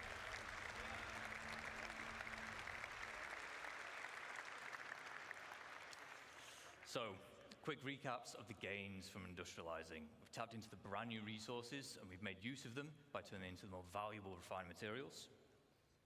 We've introduced freight elevator networks, which are great for logistics and hauling. And then we've created our fabrication hangar, which allows us to craft big valuable items such as Very ships. nice, very nice, Andromeda. Now, ships are valuable because you can fly them. Sorry, I'm trying to focus on this. But because they are a crafted item, they can also be sold to other players. Create a terminal with list of items for yes! So, Bizarre! you're going to be able to set up your own shops, and there's two main ways you can do this. The first is using a dedicated trading terminal. You can link these to your freight elevators, and in turn, any items within can be listed for sale at a price you deem reasonable. This includes resources, refined materials, and so on. Auction house? Using the terminal, visit Trading app for the second one? purchase and then collect from that same freight elevator. The second method is to set up a physical shop in the world. By using the decorator AR we saw earlier with Luke, you can maglock items and then list them for sale. Once again, browsing players, they can see the price of the maglocked item, purchase it, which then removes the maglock. DMing might. This is the kind of thing that DMing would be better for. Of course, the nice thing Would be with better in physical DMs, shops I is you think, can make perhaps. your own store, you can put items on shelving, you can even go as far as to make your own ship showroom. You can advertise your wares on a Mobigla pass for UEC. However, it is important to note that the point of purchase will always occur at the base itself. Now that we know how to set up shop, I just want to take a moment to talk about why it's so impactful for crafting Hold on. and base building the game as a whole. Understandably, throughout this presentation, we've been telling you why you want to craft all these things or why you want to build this big base. Give me a second. Maybe you don't have time to build a big base and maintain it. Maybe you want to spend your time doing the missions, you want to do your beacons, that's how you want to make your credits instead.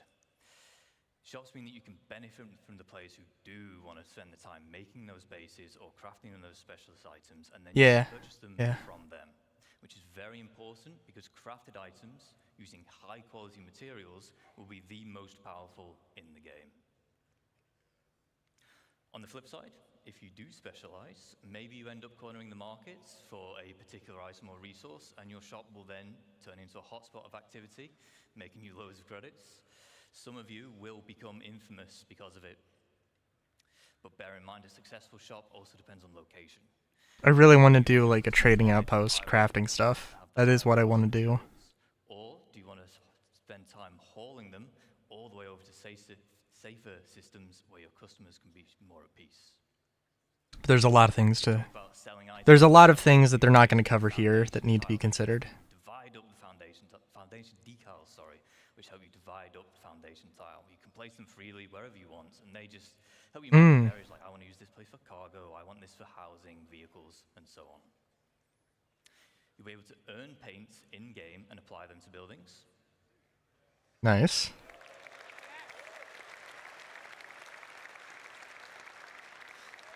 Earning pre-established paints and not being able to make them? Yeah, actually, making paints? Is making paints a thing? Inside your own custom text, so if you're part of an org, the blue buildings that have your name are definitely yours. We have some forms of base building which are either still in the design phase or early white box, but we want to share some details. Of course, of course. First up, we have farming and ranching. Farming, it comes in two general types. We have our low-tech farming and then high-tech. Low-tech consists of you acquiring the seeds, planting them in the appropriate environment. If you remember back to yesterday, the Brave New Worlds, we had soil types and such now. That'll play a part. As well as supplying them with nutrients and then just harvesting them when they're grown. High-tech, it's a bit more involved because you've got to make the hydroponic buildings we see here, but in return, you'll be able to grow exclusive strains of plants. Ranching will allow you to keep herds of animals. You'll have to provide them with feed, water, and shelter, but in return, they will provide you with produce. Not every animal can be ranched. I don't really see a sandworm ranch anytime soon, but the quasi-grazer will, of course, will. Not yet. Maybe. No. You want to milk a sandworm? For those white sandblasts? White projectiles? Garages, roads, fencing, as well as new variants of structures which we've seen today. For instance, the power generator, there'll be solar power, fusion, geothermal, as well as the XL structure class. Oh, there's also roads. The biggest we've seen Going with foundations. I think I missed the thing with foundations. is larger than large. And then you have your defense. They haven't mentioned unless I've missed it, they haven't mentioned things explicitly about, like, So, in law, player cities. you have varying levels of security provided for you with max security. Or renting out space or something. Shield tech. However, in Lawless, Pyro and the likes, you'll have to provide your own defenses. These come in the form of perimeter walls, shielding which prevents aerial bombardments, and then a range of automated turrets such as PDC to shoot down missiles, anti-air, anti-vehicle, and anti-personnel. To round up, whilst we spent this entire time talking about how you can expand a single base, you can of course have multiple. These can be across a single planet, moons, across multiple systems. There are advantages and disadvantages of locations and base types.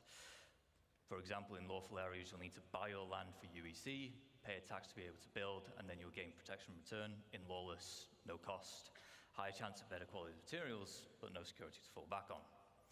A small cabin in the woods can be great to set up in a single play session with short build times. However, the large base we just saw will take days, weeks, or even months, depending on how big you want to go. Player cities? You might want to embark on this endeavor as a team or an org. You can set up a base as an org and own it as the org. For this, there'll be permissions available, and you can assign roles and tasks. Ultimately, base building can be your main gameplay loop or a supplementary one, depending on what it is that you value. Kind of player cities? I would like to say thank you on behalf of the crafting and base building teams. We've been very excited to share with you some of the work so far and the vision we have for these systems. But before we go, we have one final video. Probably ship thing to tie into ships.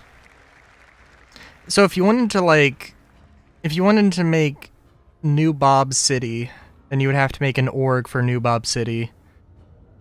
And you'd have to set the permission for New Bob City, is this what it sounds like? Which is... Because I want like to be able to set up an outpost and then rent out space. This is nice, but I feel like a nice cinematic. It's probably going to be used. It's probably going to tie into a ship.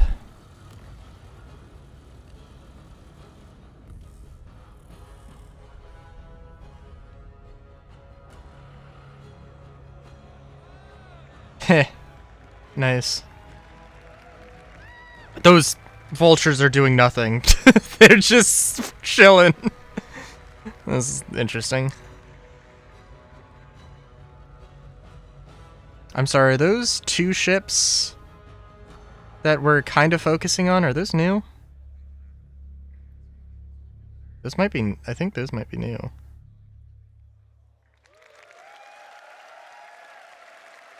Yeah, okay. Thank you. I'd just like to say thank you especially to Kian and Zheng Shui. They worked very hard on this, and you might see that base again later today. So stick around. Thank you. I might be derping. I don't know. Hello, CitizenCon. I'm Kirsten, your core tech producer, and I'm here off the back of that amazing presentation with Thorsten. How are you feeling, Thorsten? Much better now. That was an incredible view to what players can expect next from crafting and base building. Do you want to tell us a bit more about the crafting system and what players can expect to come next? So, I think we talked a lot about that already in the presentation, but it's a really dramatic change, or an exciting change, I would say, to the game, because we give the resources a meaning apart from just a monetary value. Now, even with the quality system that we now implement, there will be also a meaning to scout for like the perfect material, and of course, you need a bigger variety of the materials to be able to craft the items you need. And especially now with the tiered system that we will introduce, we also give a meaning for you as the crafter or the player you are to invest the time to be the best or the specialist. Because something that is very important to us is that we treat it as a real profession, and we have it as in parallel to all the other professions that we already have. So it's not just about making the universe more dense, it's also about making it more interactive and making everything in it more valuable. And more meaningful. Oh, yeah. So something that is also important for us is that everything that we do for this She had a new feature nice outfit yesterday. Integrated into the game, so it all makes sense, right? So also with like the recent changes we did to the itemization in 324.2, we also, like, this is the starting point of all the changes we will be doing for all items, and that the reason why we did those changes were just because of crafting. So what impact will the crafting system have on orgs? Well, as also mentioned, I'm gonna AFK. like, we want to see orgs building an empire of crafting or of manufacturing items and being if like OBS doesn't want to crash on me. Point for players to like go to their base and buy in their particular shops the items that they inherit. That OBS the best, for not example, responding is so terrifying. FPS weapon for. I'm guessing that'll tie in quite well to the biomes we saw yesterday as part of the core engine presentation, right?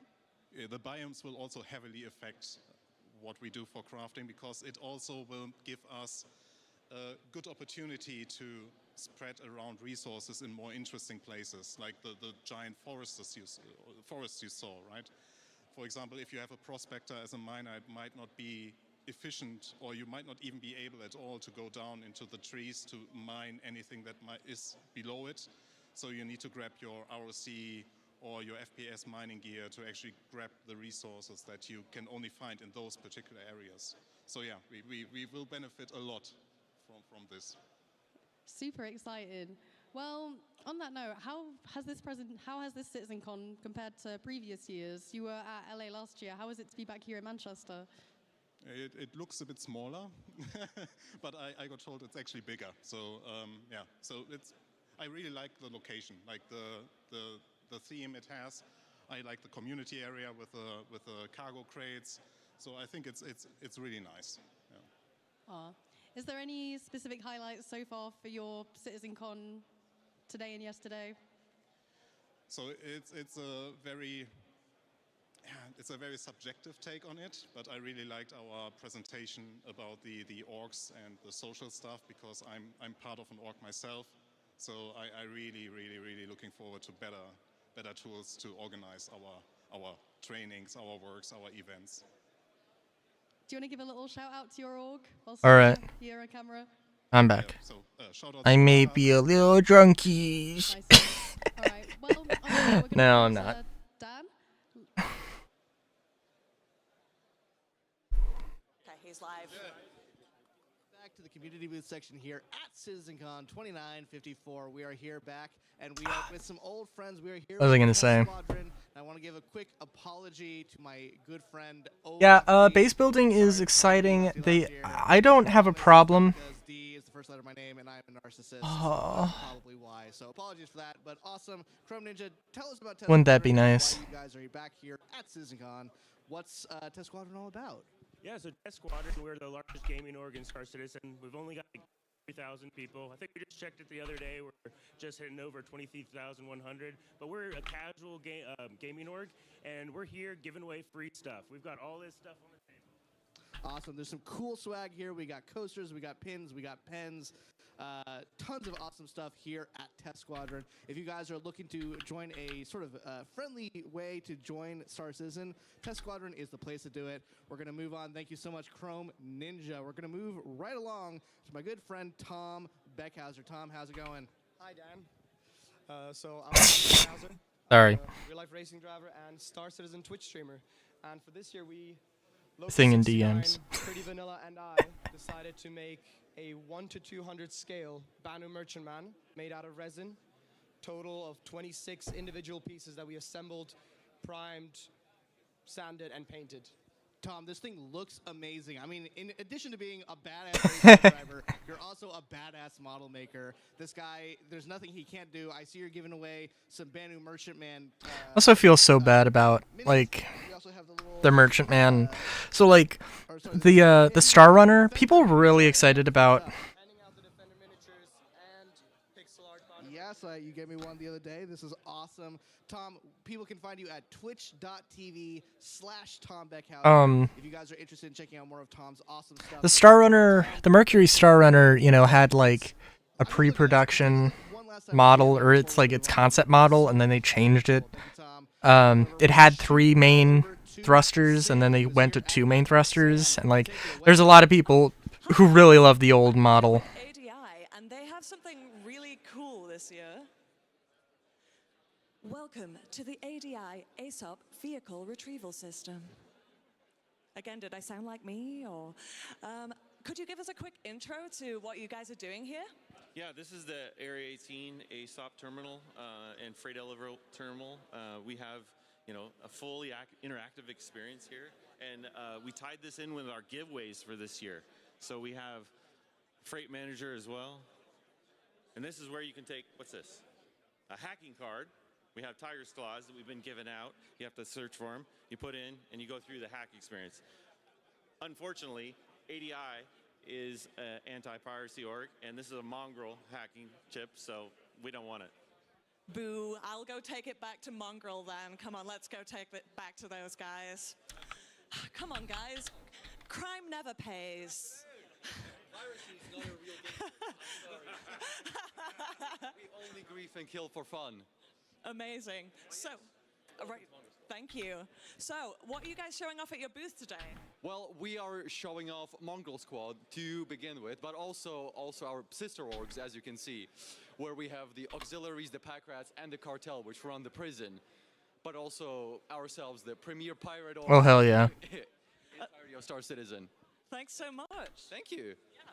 Well, we're going to have to move right on to the next guys. Thank you for showing off your booth, and hopefully we'll get to some folks to visit you throughout the day today. So,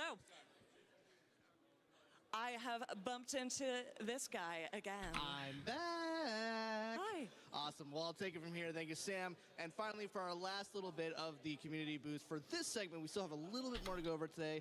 We have Atmo. Now, you guys all know Atmo at this point, creators of the Daymar Rally and a ton of other amazing events. They also have an event here in Manchester after the show. If you guys haven't gotten tickets for that, please go get them right now. They're going to be over at Aviva Studios after the show. Be sure to check them out. We love Atmo. They had an official place here last year. And as you can see, they also have planned out for the 2955 Daymar Rally these awesome trophies that they're going to be mailing to the winner. These things are hefty. These things actually weigh a ton. I will absolutely be trying maybe to go. Sorry, I'm trying to also think about my so maybe not. But you guys do some awesome work. Thank you guys. Trying to think about what else about that presentation. I think overall, by the way, because I don't think I said overall, crafting and base building, excited for. Or check it out on the stream. Well, I think that's it for us for right now. We'll be checking out the rest of the community booths later. Sam, anything else to add? Nope, just straight over back to you guys. Awesome. Thanks, guys. All right. Guys. Crafting and base building. Fundamentally change all life in the persisting universe. Sorry. There's more of that coming later today, by the way. The thing also with like that kind of talk. Oh, this is gonna fundamentally change the game. It's like, Two of my favorite people. Call out these lovely little note like, cards here. I know that it's like long-term goals and stuff. I know that game development takes time, but like, don't run. Oh, okay, that's fair. Sorry, I thought that was a reference in there was a Star Wars book. I can't remember what it was. There was a Star Wars book where Leia, in like the New Republic era, she got like a handwritten message in Star Wars, which is very rare, that said like run, and I thought that was a reference to that. I won't further. I don't think it's Star. I don't know what it's called, but yeah.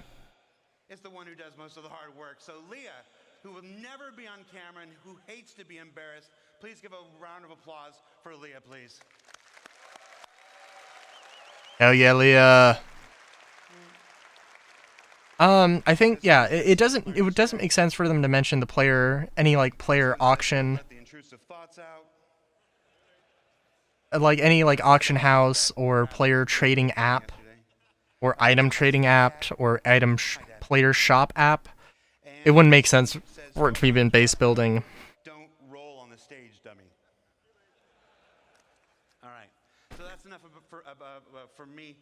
Guys, our next presentation is going to be ships. Annual ships presentation this year titled Captains of Industry, being presented to you by two people who almost certainly need no introduction. But I will say that generally, now ships are fine.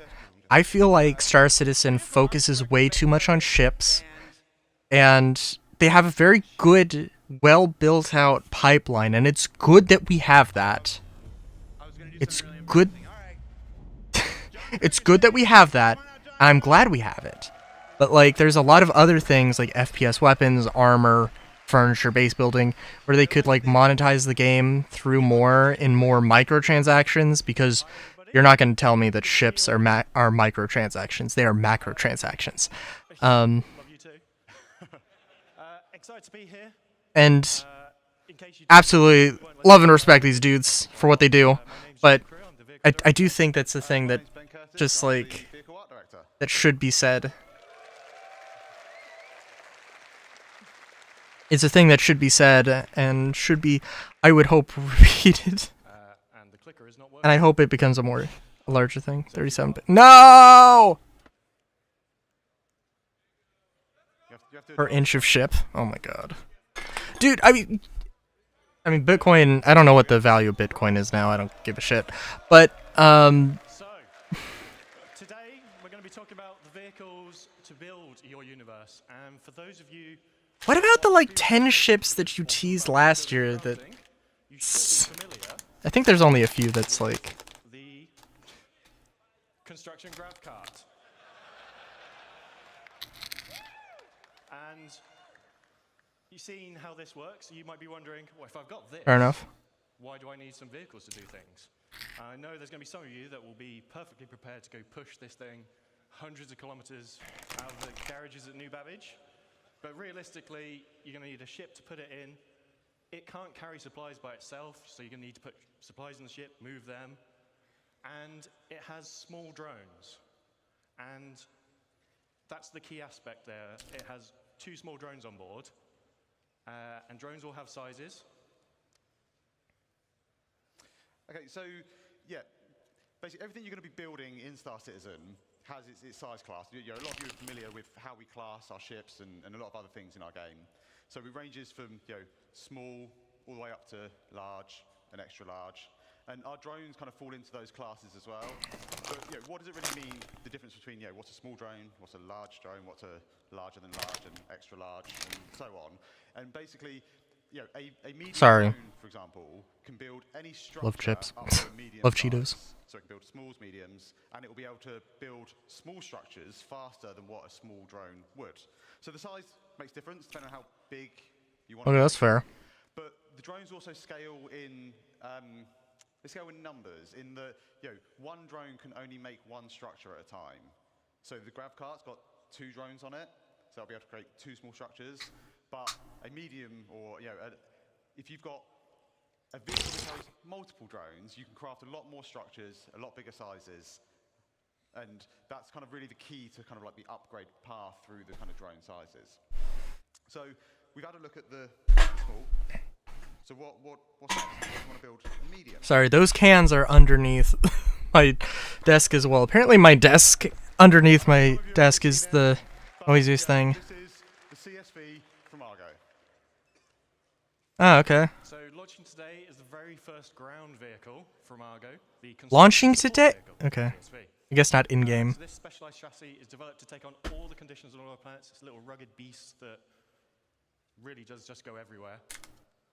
And if you're constructing a new settlement, there's 2 things you need. You need drones to build it. Settlement? You need supplies to supply Oh, the drones whatever. to build it. And that's why the CSV comes in 2 variants.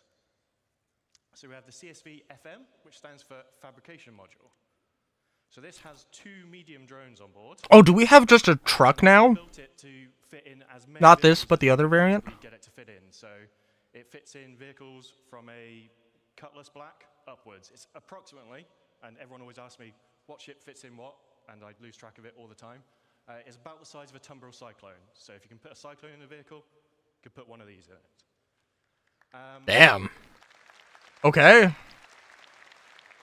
Can fit 4 SCU in this thing? Medium drones on board, and I don't believe you. internal That storage tank for resources. So it has a very small version of a freight elevator. unless built it's into the back of it. internal storage, okay. 1 SCU crates. It absorbs them into the holding tank on board, and then the drones will come back to the vehicle to refill. And it also has a size 0 serial generator on board for a bit of added protection. What happens when you run out of resources? This is where the CSV SM for supply model comes in. So the second CSV-based vehicle in the game, and this has a traditional 4 SCU cargo grid on the back. So 4 1 SCU boxes, 2 2 SCU boxes, 1 4 SCU box. Depending on what you buy, you can use this to bring it and move it around. So this is the perfect companion vehicle to the CSV FM. Said that. Shield generator as well. Moves about 28 meters a second. I cannot My brain is fried. I can't remember what that is in miles per hour or kilometers per hour. And it's Okay. available right now to drive in SC Alpha 324.2. Available at Nice. PlayStation.csv. So we actually have a truck now? So we actually have... I mean, that's not really a flatbed truck. I guess it's a flatbed truck. Let's take a little closer look at the vehicle, and Ben's going to go through it. I need to see how this looks. Because that's... Okay, so what we're seeing here is the in-game version of the CSV. It's complete with its 4 SCU of cargo up on the rear.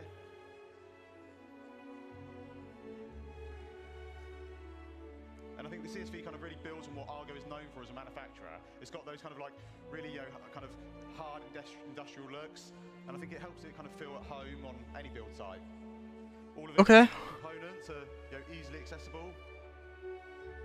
And I think the exterior is like the dominating factor is those kind of large... This looks bigger than a Cyclone. This looks Ursa-sized. Simple, smooth, sleek lines. But... We've got the front-loaded cab. No, but this isn't a... This is literally in a cutter, though. No, this is not... This is absolutely not in a cutter. This is in Valkyrie. Simple, it's purposeful, it's functional. And I think that just kind of, Or maybe something else, I don't know. kind of feel part of that Argo family. I like it, though. I like it, but also... Can we not just make a goddamn flatbed truck? Like, why is this impossible to do? But what if you want to go bigger? Bigger? Bigger. Okay. The Star Lancer, baby. Introducing the Star Lancer family. So, yeah, the Star Lancer is basically a whole new family of vehicles, from MISC, and these are covering a range of different roles. Today, we're going to be talking about the first three, which are the build. BLD, full-sided construction, TAC, aggressive offensive package, max, cargo. Cool. We have the TAC, which is going to be for people that want a little bit more defensive or offensive excursions in our universe. And then we have the Max, which is a dedicated hauler, but it can still pack a bit of a punch. So we're going to take a bit of a closer look at all of them today. We're going to start off with the build. Not having an exploration vehicle is kind of funny. It's a build from the outside. The key thing to take away here It's kind of weird, though, right? Because, like... is you'll see it has... Well, let's see what they're going to talk about. Has the drone resupply arms for allowing the drones to come back and resupply. Inside that room, you have the drone control. This is just in concept, though, right now. Inside, and this is where you control all your drones from, much like Luke showed you in the It looks like, anyway. presentation. So, there are 2 large drones held on Gonna be each side, $500. 4 large drones in total. I wouldn't... 500 would be kind of expensive for it. And these each hold 16 SCU of capacity, which can then go and load the internal resource tank to feed the drones. Drones that will then be deployed out of their little secret garages, and they go off and do what you've asked them to do. When they need to resupply, they'll come back, sit on these arms, suck up their resources that they need, carry on their day. That's the really important thing here, is that all these base building vehicles have enough storage on board to supply your drones. Obviously, if you're going to build a million things on your base, you're going to run out. But we want you to be able to have these vehicles and have knowledge that you're not going to be doing endless cargo runs initially to build your foundation of your base. You'll be able to build your base and have storage on that eventually, but these all get you going in the short term. So, let's have a quick go over the stats. It holds 4 large construction drones. It's 83 meters long, 52 meters wide, 15 meters Ooh, long. that might be a size 5 ship. People thought this was Freelancer size. It is not. It is significantly larger than the Constellation and Corsair. It's almost 600i in size, so it is Yeah. a big ship. 2 S4 guns for the pilot, 16 missiles, remote They're turrets. gonna split it up, so it's one size 4 for the pilot and one size 4 for the co-pilot, because of course they are. The Corsair thing fucking sends me. So introducing the Star Lancer Attack. So, like I say, this is designed to be a bit more aggression into the verse. So I think the first thing you're going to notice... Oh, and I got the kind of the dual notification for the cell of the Star Lancer. much better kind of broadside coverage from any of the other variants. And then on top, we also have like Of course. hangar that has been specifically designed to fit a Mirai Fury inside. And I'm sure we will see plenty of other ships try to be fitted inside. Successful yeah, or not. yeah, we'll see.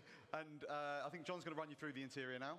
So yeah, let's have a look over the tack from outside to in. So this is the tack in its default paint, so sort of military drab grey. Then internally, obviously Ben talked about the size 5 turrets. Then we have some drop seats behind, and these are on a deployable ramp, so you can do some ground assault. They will drop out, down. If you're doing a bit of ground assault, chances are someone's probably going to get injured, so there is an onboard medical facility directly behind there with 2 Tier 3 medical beds. Oh no, they are med beds. Well, what the fuck? Oh my god, okay. Upstairs, obviously, there is the Fury hangar. Behind that is engineering. And then forward of the hangar is the refactored habitation and metal area, which is specific to the TAC, just because there's so much other stuff. If you need to go to bed, Andromeda, you do you. To fit that in, and we'll go over the more normal layout shortly. Don't get me wrong. I think the TAC's obviously going to bring a lot more firepower from the other variants. Its shield's been boosted up to two size 3 shield generators. It's got the med bay with the Tier 3 med beds, drop seats, it's got the hangar, and it's still able to carry up to 96 SCU of cargo. And you can secure yours today to play.se/Starlance attack.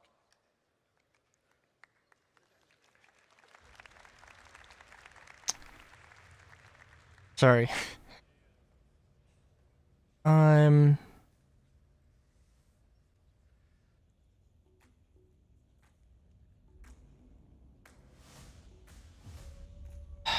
The TAC has me interested, but if it's this, it's gonna be too expensive. I'm not gonna get it. But if I could melt stuff and then just get it, yeah, this definitely is an interesting thing in my mind. But yeah.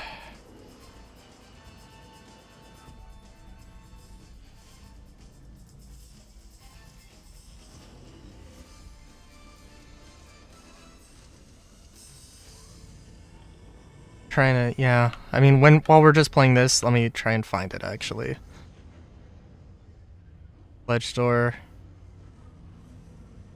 $500. I'm gonna say $500, and I'm probably.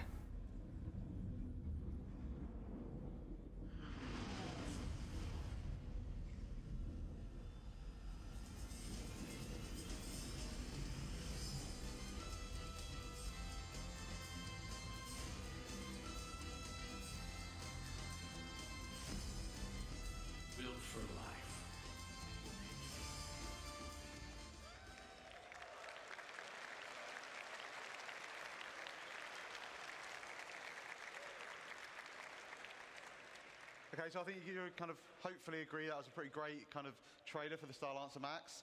And as you can kind of see, we're just putting the finishing touches on that now. So yeah, we're just getting it all done, all ready for its launch at IAE. Okay. We'll take a little bit of a closer look at it now. All right, I got it up here. So it kind of really fully encapsulates MISC's kind of ability to. How fucking much is it? It's got this bulbous design that really helps to kind of convey its underlying structure and its underlying strength.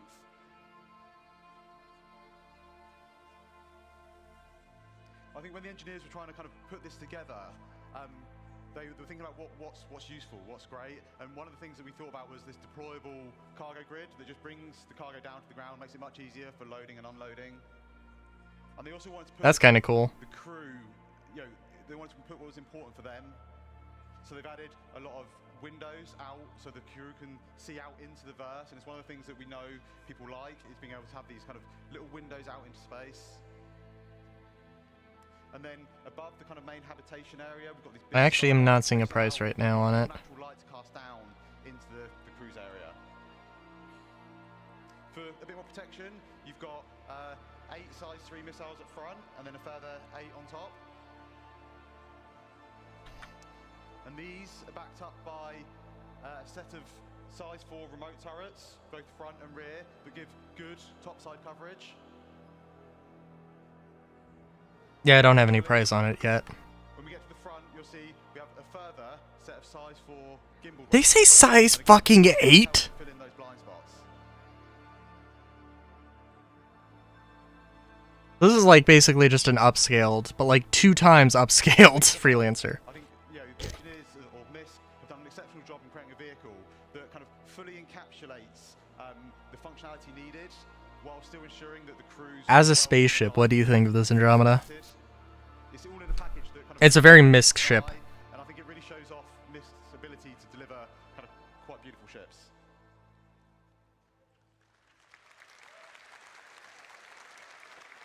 Has some very strange bulbous angles. Don't worry, this is not an Origin 404 moment happening here. So let's have a look inside the Starlancer Max now. So, love it or hate it, we love it. The MISC traditional letterbox view is back. Oh? At the front of the ship, you have the pilot, co-pilot seat. What particularly? Support stations at the rear. These are the ones that control the remote turrets by default. Then behind that, we have the escape pod room. 4 escape pods, 4 crew. And then behind that, we have the traversal. It's sort of a traversal room. It has a lift, goes between the 2 floors of this ship, and goes to Where's the the center mass? and then a ladder for emergency backup. Behind that is the mess hall area, so nice shared communal space for you to relax with your crew. And then we move into the 4 individual crew rooms, each with double beds, so very luxurious for. Physics are a funny thing. At the rear of this section, we have a further 2 lifts. These are just internal to go between the 2 decks of the ship. Then at the rear, we have the main engineering. So there are some components dotted around throughout the rest of the ship, but the bulk of your components and the engineering terminal are here at the rear of the ship. So that's upstairs. Let's go downstairs a little bit. So does the Max also have med beds? It doesn't, but seems like a strange thing to... The main vehicle entrance and cargo entrance for the rear section. This can be used as a garage, but it is also a cargo hold. Can fit vehicles up to a Ursa rover in size in here. And then on the Max, we have, as you saw in the trailer, the 2, it's sort of 1 cargo lift that drops down, but it retains a walkway throughout the center of the ship. So regardless of whether your cargo is up, down, being loaded, you still have traversal front to back of the ship. Very nice. Then we have the downstairs of the traversal room, which also features the airlock onto the ship. And then lastly, we have the armory at the front of the ship. So if you're coming on board, leaving via EVA, leaving via that front entrance to the ground, you can stop off here, suit up, get your weapons, do the reverse coming back. And that is the Starlancer Max.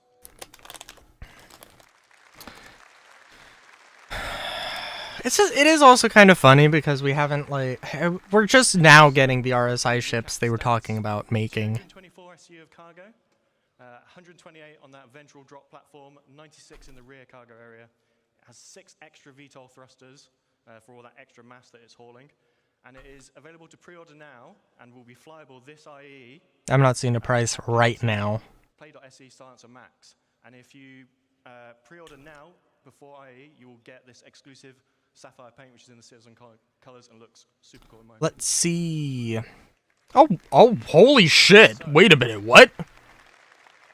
We have talked $225? medium drones. That's for the Max. Drones. What about bigger things? That actually is very reasonable. Guess what that is? $295 for the TAC. So, Oh, now they're gonna break some hearts because they absolutely have to change this. time ago about this in Germany, and this is obviously the original concept for the Pioneer. Now, some time has passed, and whilst the core concepts of base building have remained the same at a high level, how you physically build your bases has changed slightly. So, back then, you were building everything on board the ship here. Yeah, that was definitely gonna change. Build my base on board the ship, and I'm going to drop it down.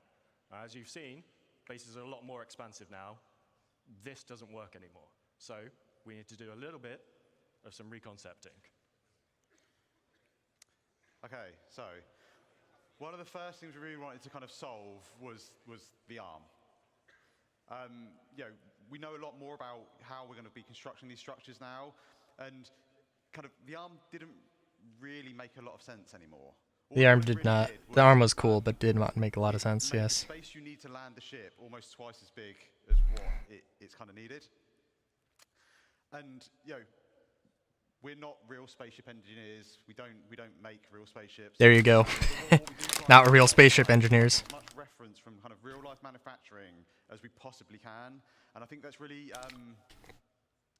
it's really key to what I think Star Citizen is as a whole across like all the different departments. In that, you know, we're trying to make a believable universe, and if you think about the arm, and whilst I can't deny it's a cool idea, I think really from a manufacturing point of view, all it really does is it adds a lot of complication and a lot of manufacturing costs onto what is already a very It just practically. large, very costly ship. It practically doesn't make sense with the concepts now. It was an idea that made sense for the time, but not now. The second thing we wanted to look at was kind of have a little bit of a shift around of kind of like the egress points on the ship. The cargo position has moved, so we needed to kind of update that. We wanted to make sure that the landing pad made sense and had space to kind of come into the ship. And then we also needed a way of getting things out of the ship that we will be crafting. On top of that, we had a few other goals. Like I say, it needs to support all the updated kind of building mechanics. It needs to support all our current metrics, and I don't mean just character metrics, I mean all metrics, because we're going to be creating a lot of things inside this ship. Mm-hmm. We wanted it to kind of become a true self-sustained mobile base. We wanted it to kind of, you know, be kind of like the cornerstone of your crafting and construction ventures. And to do that, we needed to add a few extra kind of onboard facilities. So, you know, a med bay, like I say, the crafting area, the ability to refine or extract and refine materials. So let's have a quick look over the updated interior of the Pioneer. So at the back of the ship, we have the classic bridge, looks out over the expanse. I'm gonna have to look into. I'm gonna look at the Starlancer actually, because I don't know if I could upgrade it. Maybe I want to. I Leading don't off know. those is the access to the manned turrets that remain. Then going downstairs, we have the cargo area at the top. Doesn't look like a lot. That's 1,000 SEU of cargo now in that space.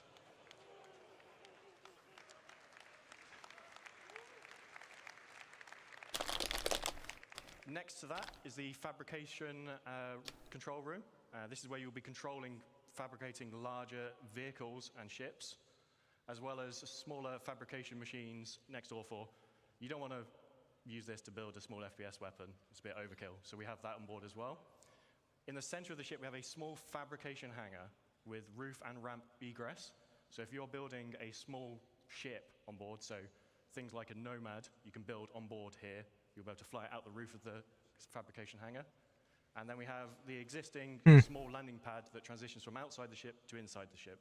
So cargo you can load via new entrance that Ben's going to talk about in a second, but you can still retain the ability to land a ship on top of this ship. Okay. Inside your ship, all those things. Engineering at the rear, this is now capital components all the way around. It was a weird mix of size 3s before. It's now just all capital everything. Fair enough. We have the habitation, mess or medical area between the hangar and engineering. And then at the front, we have 4 extra large drones in the drone room. But we don't just have some pictures like this to show you. Ben's going to go through this in a bit more detail now. Okay, yeah, so we're going to have a little look at kind of like the concept and where it's at on the interior. We start out on the interior bridge. It's very spacious, or command deck bridge, whatever you want to call it. It gives kind of really nice views out over the front of the ship. And right up front, you've got all the consoles required that you need to kind of control the ship, as well as the kind of additional remote. Oh, this is a really cool ship. Gotta admit. We have the main kind of navigation components and some small engineering consoles. And kind of flanking either side, we've got these 2 corridors, and they lead out to the man turrets that kind of sit above the bridge. And they also have all the escape pods needed for all the bridge crew. Like I say, we want this to kind of be a home away from home, so we have a... Oh, they are keeping that split deck thing? Oh, that's really cool. It probably is really weird. And that's more why it's really cool, quote unquote.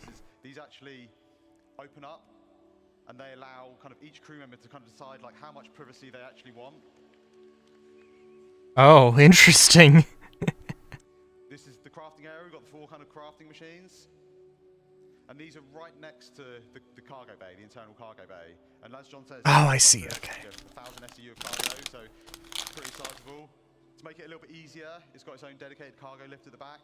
That again, just simplifies that kind of getting cargo in and out of the vehicle. Very nice. This is definitely an in-game purchase, but I could see myself getting this. So they'll be able to craft our largest structures in Nah, probably not. I mean, like, this would be awesome, but I would just want to build an outpost. The construction console in this area.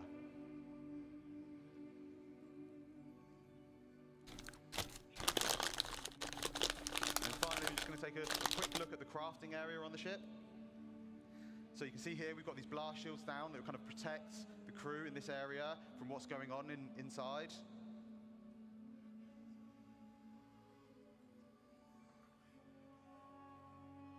And then as these open up, we just finished making a storm. And as we see, there's a ramp that leads out, so you can drive any ground vehicles straight out the front. Between all the landing gear, and you get this really nice kind of like sense of scale as you're driving underneath out the front of the ship. And we've also got the top exit for any flight vehicles. And then finally, we have the landing pad, and this just allows us for any ships that land up on deck, we can just bring them down into the belly of the ship. That is real dope, I gotta admit. So, that's the Pioneer. It's had quite the glow up over the years. Holds 4 extra large drones. And if you're interested in finding out what extra large drones can build, I highly recommend sticking around for the next presentation. It's about Oh, God. bigger. I know the jokes, we always make ships bigger, but to fit all that in, it needed it. It can craft small ships and vehicles. And one thing we didn't show in that video is the landing gear actually have integrated ground resource extractors in. So when you find your What? ships, you load your ship and you can start... Are you serious? Why even bother building a base then? This thing is a base. Now the bad news. When base building comes out, this will not be there day 1 of it. But we are starting this in the next week or 2. So it is in production very soon. The next week or 2. Cool, actually, honestly, cool. I like the scale up, the glow up, everything. To finish up, we'll do the classic one last thing. CitizenCon is usually about looking forwards, but we'll do some housekeeping and look at the now and a bit before. So, oh, sorry, this is Ben. Okay, please, yeah. We tease these 10 vehicle silhouettes. Now, these are vehicles that we were planning on working on this year, and we've not quite delivered all of them yet this year. It's understandable, but a little bit. So far we've delivered 6. We've delivered the Pulse, the X1, the Medvac, the Argo MPUV 1T, the RSI Zeus, and the rework on the Retaliator. Oh, but what about the rest?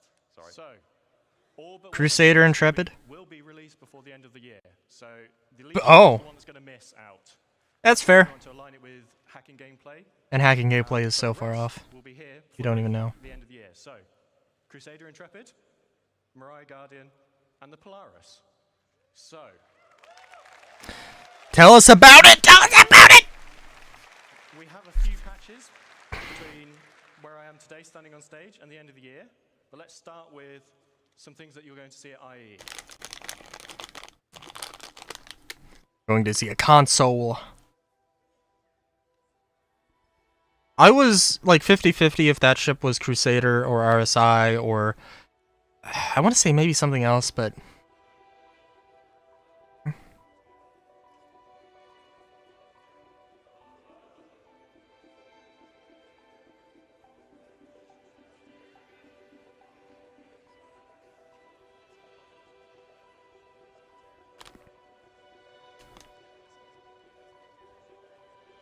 So I assume the Intrepid is I assume the Intrepid is a starter ship or advanced starter ship. And the Guardian is basically a Vanguard competitor. Gonna make something that I want to replace the Reliant with. With the Intrepid? Probably, I doubt it.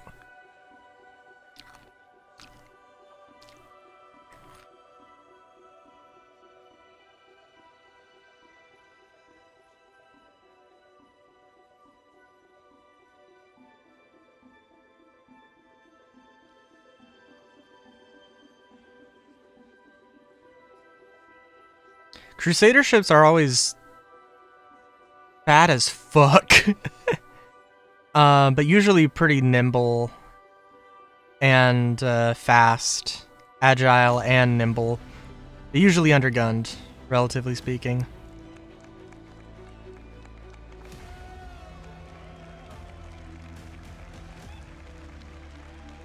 I know the Polaris, I haven't been following along with the Polaris news. Polaris, cool, but just, you know, like...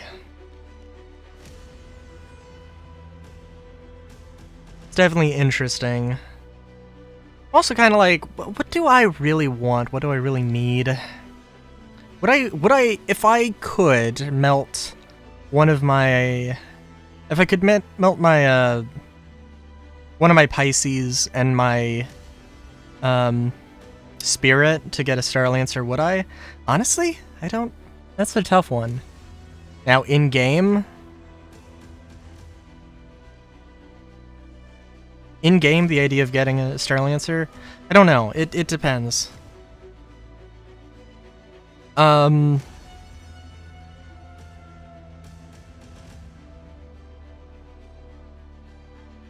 Intrepid... I'm curious, because... I doubt it's gonna really compete with the Avenger, and Reliant in the ways that I care about. Honestly, I hope it does. I hope it doesn't, because I would love to see it actually mean something in terms of like being used as something that isn't combat. And I think Crusader may or may not be the person to do it, but I would hope that like. I mean, probably a combat variant, because of course, but...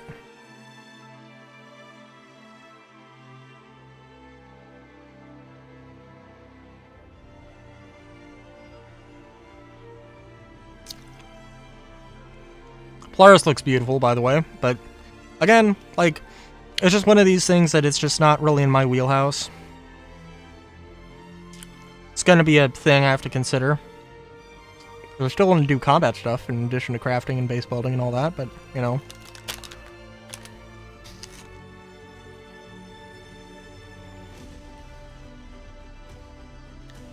I'm still a little irked at one play session because, like, what do they define as one play session? And are they going to... Because you have to acknowledge that that not everyone has the time. And if this is a game for everyone, it's a thing you gotta consider. Okay, if I can be honest, I really do like the Polaris. The Polaris is totally like... If I wanted a combat cap ship, all the options we've got now, and I don't know if it's a sub-capital, whatever the fuck, but... Of all the options we have now, the Polaris probably would be the thing. And if I have a cargo grid that I can slap a machine on, or that I can slap that I can slap one of them on, then yeah. Naturally, I'm gonna be excited as fuck for that.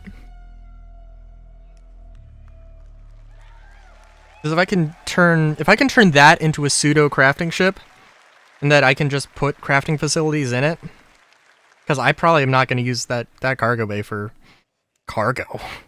Are you crazy? Those ships we've talked about. We also worked on a number of other ships this year, so we're just going to quickly go through them before we get on to what we're doing next. So we delivered the Sulen, the Storm. Okay, please just go on. Just the F7A and F7C Mark IIs. So I always get tongue twisted with these. Yeah, no, they're a mouthful. They also did the Santok EI, the Sabre Firebird, I. the Peregrine, and then most recently the Argo Atlas. So, like last year, where we did a little tease. Okay. Can't just leave without teasing a little bit more. So, let's have a quick look at just some emphasis on. Kraken's not going to take 12 months. That we're working on in the next 12 months. All in all, though. Okay, so I can't remember what it's called, but that cool. Is that an Ursa with treads? Some kind of construction Spartan thing. F7. Oh, okay. The F7 variants. The F7 Mark II variants. No idea what that is. I can appreciate the tease.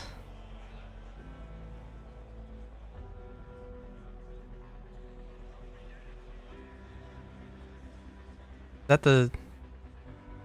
I can appreciate the tease, but also, like... I don't know what that is. I think that's a heavy fighter from Drake.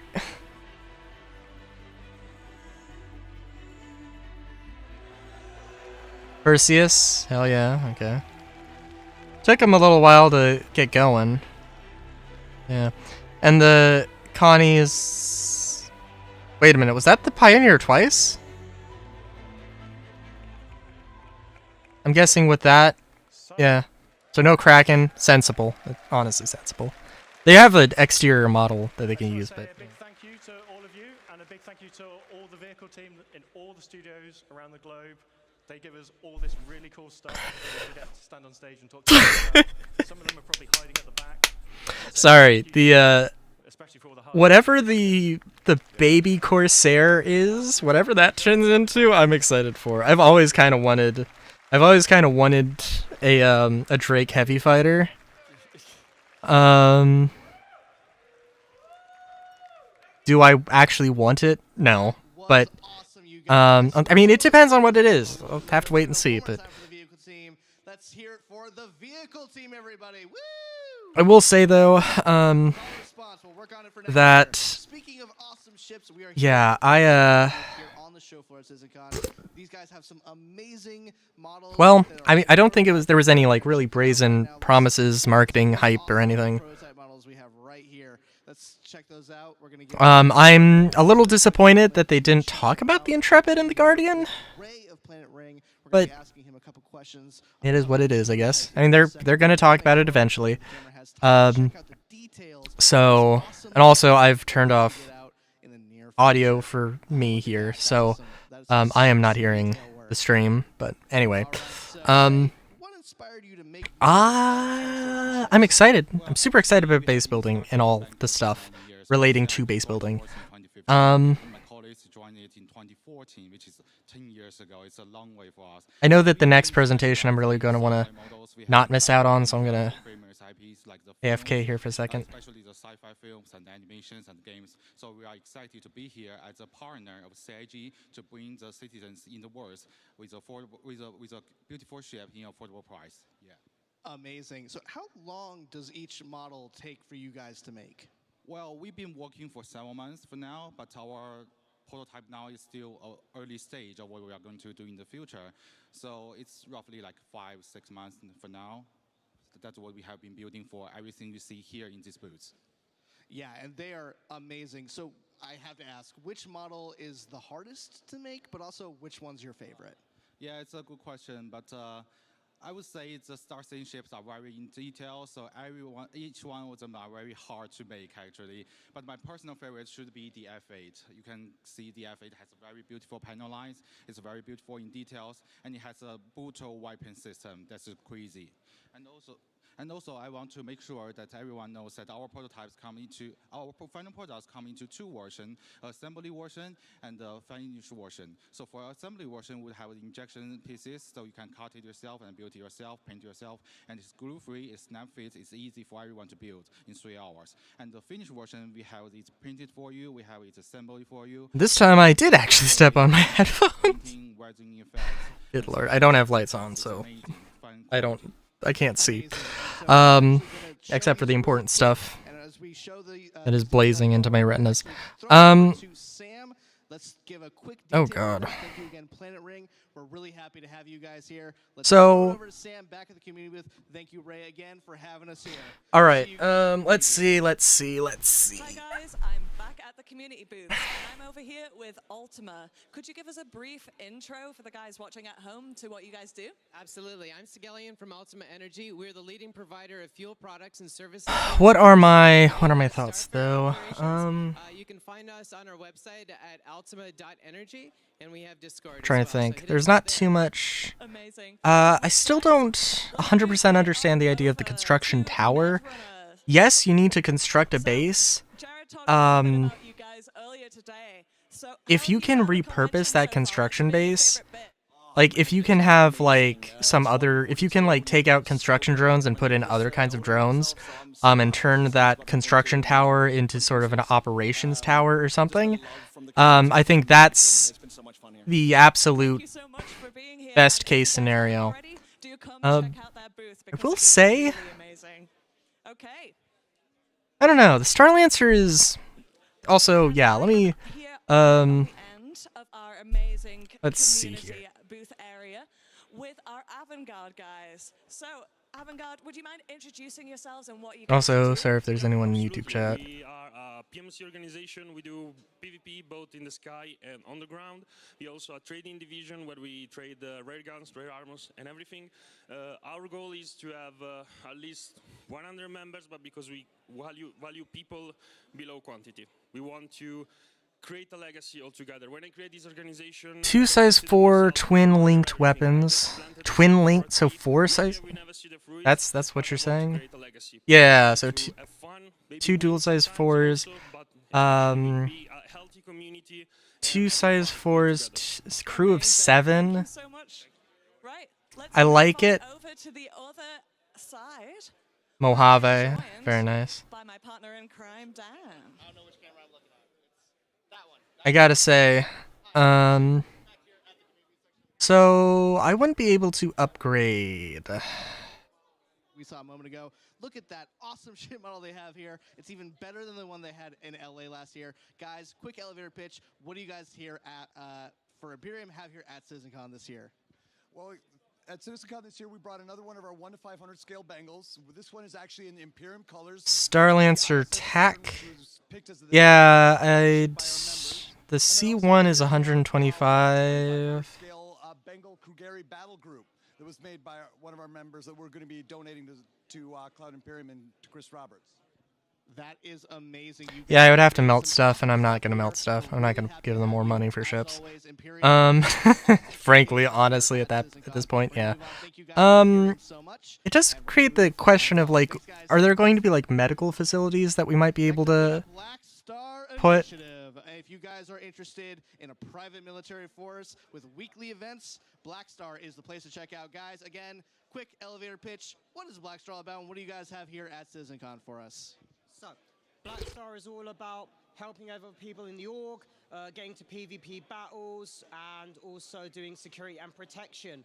Over here we have got, at our booth, we have a med gun made by someone in our community. We have got Very nice. challenge coin, which we provide to other leaders with organizations.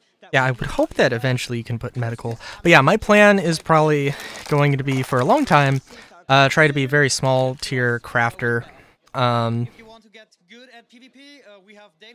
Small tier crafter, probably, you know, if I can.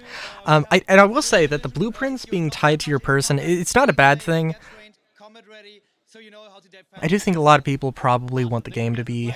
I feel like a lot of people are probably going to say, "Oh, this is terrible. This is you know, like, I don't know, do better, or like be more immersive. Like, I want to be able to go in and steal somebody's blueprints, and I'm sure this will happen. And I have to play it again. So you find the blueprint and you download it, and I don't know if that like physical tablet that you downloaded from, I don't know if like you take the data from it or if it's a copy. I would assume that you take it and that data is not transferable. Maybe like you can take the tablet, like you can't, like one person is going to take it, so you could theoretically sell it to somebody who cares. And that's, you know, a possible thing. That could be a possible thing. That would be very nice. So if you're looking to create a project or get involved in a project, you can join the Pioneer, will say if I did have to choose any large ship that I had to go towards, I think it now would be the Pioneer. Because, yeah, it's like sort of self-sufficiency thing. It's not like a great combat ship. That is okay. It's not going to be a carrier. It looked like there might have been a second variant, and I could see them making a carrier variant of the Pioneer, in which case, pretty cool. But I would imagine, and what I would love to see, I would love to see that. Okay, here's talking about 1.0, talking about goals. It's time, everybody. It's the end of the show. And before we get this started, we're doing a lot of things here. I want to do some personal thanks to myself. Okay? So, first, I want to thank all the developers who took their time to build their presentations and showcase for you their amazing work that they've been doing over the last year for Star Citizen and Squadron 42. I don't want to be an ass. Because, like, all this stuff is great, and I appreciate and love all the stuff they're doing for the game. Is it not their kind of, isn't it kind of their job? Now, presenters, yes, that is absolutely, applaud you all. If I absolutely teased, and I meant it in good faith. Individual call-outs, though, because it's important to me, and I'm on stage right now, and you're a captive audience. I want to call out Nick Pierce. Nick Pierce from the Characters and Creatures presentation. 10 days ago, we lost our main presenter. He didn't die or anything, he just couldn't make the trip. Nick stepped in with only 10 days to prepare that amazing armor specialization presentation that you saw. I also don't like how they have changed from armor archetype to armor specialization. Like, it's whatever, it doesn't matter, but it's like, I don't know. Benoit and Ian took the reins and delivered multiple presentations this year. You may only see them talking in this presentation or this presentation. You're going to see Ian in this one here, like this. But their work behind the scenes, getting all of these presentations up to the standard that they're required, was amazing this year. So Benoit and Ian, you don't have to clap for this one. This is just for me. Thank you so much, Benoit and Ian. All right, you can clap. That's fine. You might have noticed we went on ISC hiatus a couple weeks ago. We went on hiatus a little earlier than normal because we took the ISC gameplay capture team and we dedicated them to the work of CitizenCon for the last almost 6 weeks. Every year at CitizenCon, the devs spend their time creating their footage for you, their showcases for you, and many of them still did. But the amount of work it takes them away from the work of actually creating the game. So our ISC gameplay capture team really stepped up this year for the first time in CitizenCon history and helped folks create the videos. Those amazing looks at Nyx, those amazing looks at Castra, the amazing looks at the Sandworm and stuff. So I want to call out Will, Dave, Toby, Alex, and our newest member, Thomas. Hi, Thomas. Thank you so much, guys. Yeah, that's fair. It is absolutely fair. I don't know, it just... They didn't? Like, they usually don't? I don't know. They stepped up and delivered some amazing stuff, the last of which you're gonna see some in this next presentation. And then our last two groups of people I want to present, I want to share. Are they back there? Wave if you're back there. You guys ready? I can't see anything. All right, I hope I'm vamping a little bit until Rich Tyra gets into place. I could hide it from you, but I'm not. So the last groups of Fair people enough. I want to thank. Well, let me tell you a story real quick. When I'm back there, and folks are coming up to me, and they're thanking me for this, and thanking me for doing ISC, for doing SEL, for putting this together on the stage today, I'm struck by two things every time I'm thanked. One is that I can't do any of this without you. There is no game project in the world that does a weekly behind-the-scenes docuseries each and every week, and then turns around and does a live talk show the next day after it. And that's only made possible because you guys keep tuning in, you guys keep watching, you guys keep supporting, you guys keep making relatively positive comments in the... I don't think I'm ever going to shave my face again. But it's all right. I just wanted to see what I looked like. You know, I'm like, oh, that's what you look like. All right, I agree with the You know what? The beard did grow back very nice. And then last but not Very least, fast. I mean, it's not fully there, but... who makes it possible for me to do everything that I've done here. I've been here for 10 years. I've produced 7 Citizen Cons. I've produced 3 Gamescoms, a PAX or 2, and a couple digital stuff, and of course ISC and SCL every single week. And really, after your support, the only reason I get to do this week in and week out and have these big moments like this is because of the same guy who makes it possible for all of us to do our jobs. So I'd like to thank, where's the camera? There you go. I'd like to thank Chris Roberts. Chris, thank you.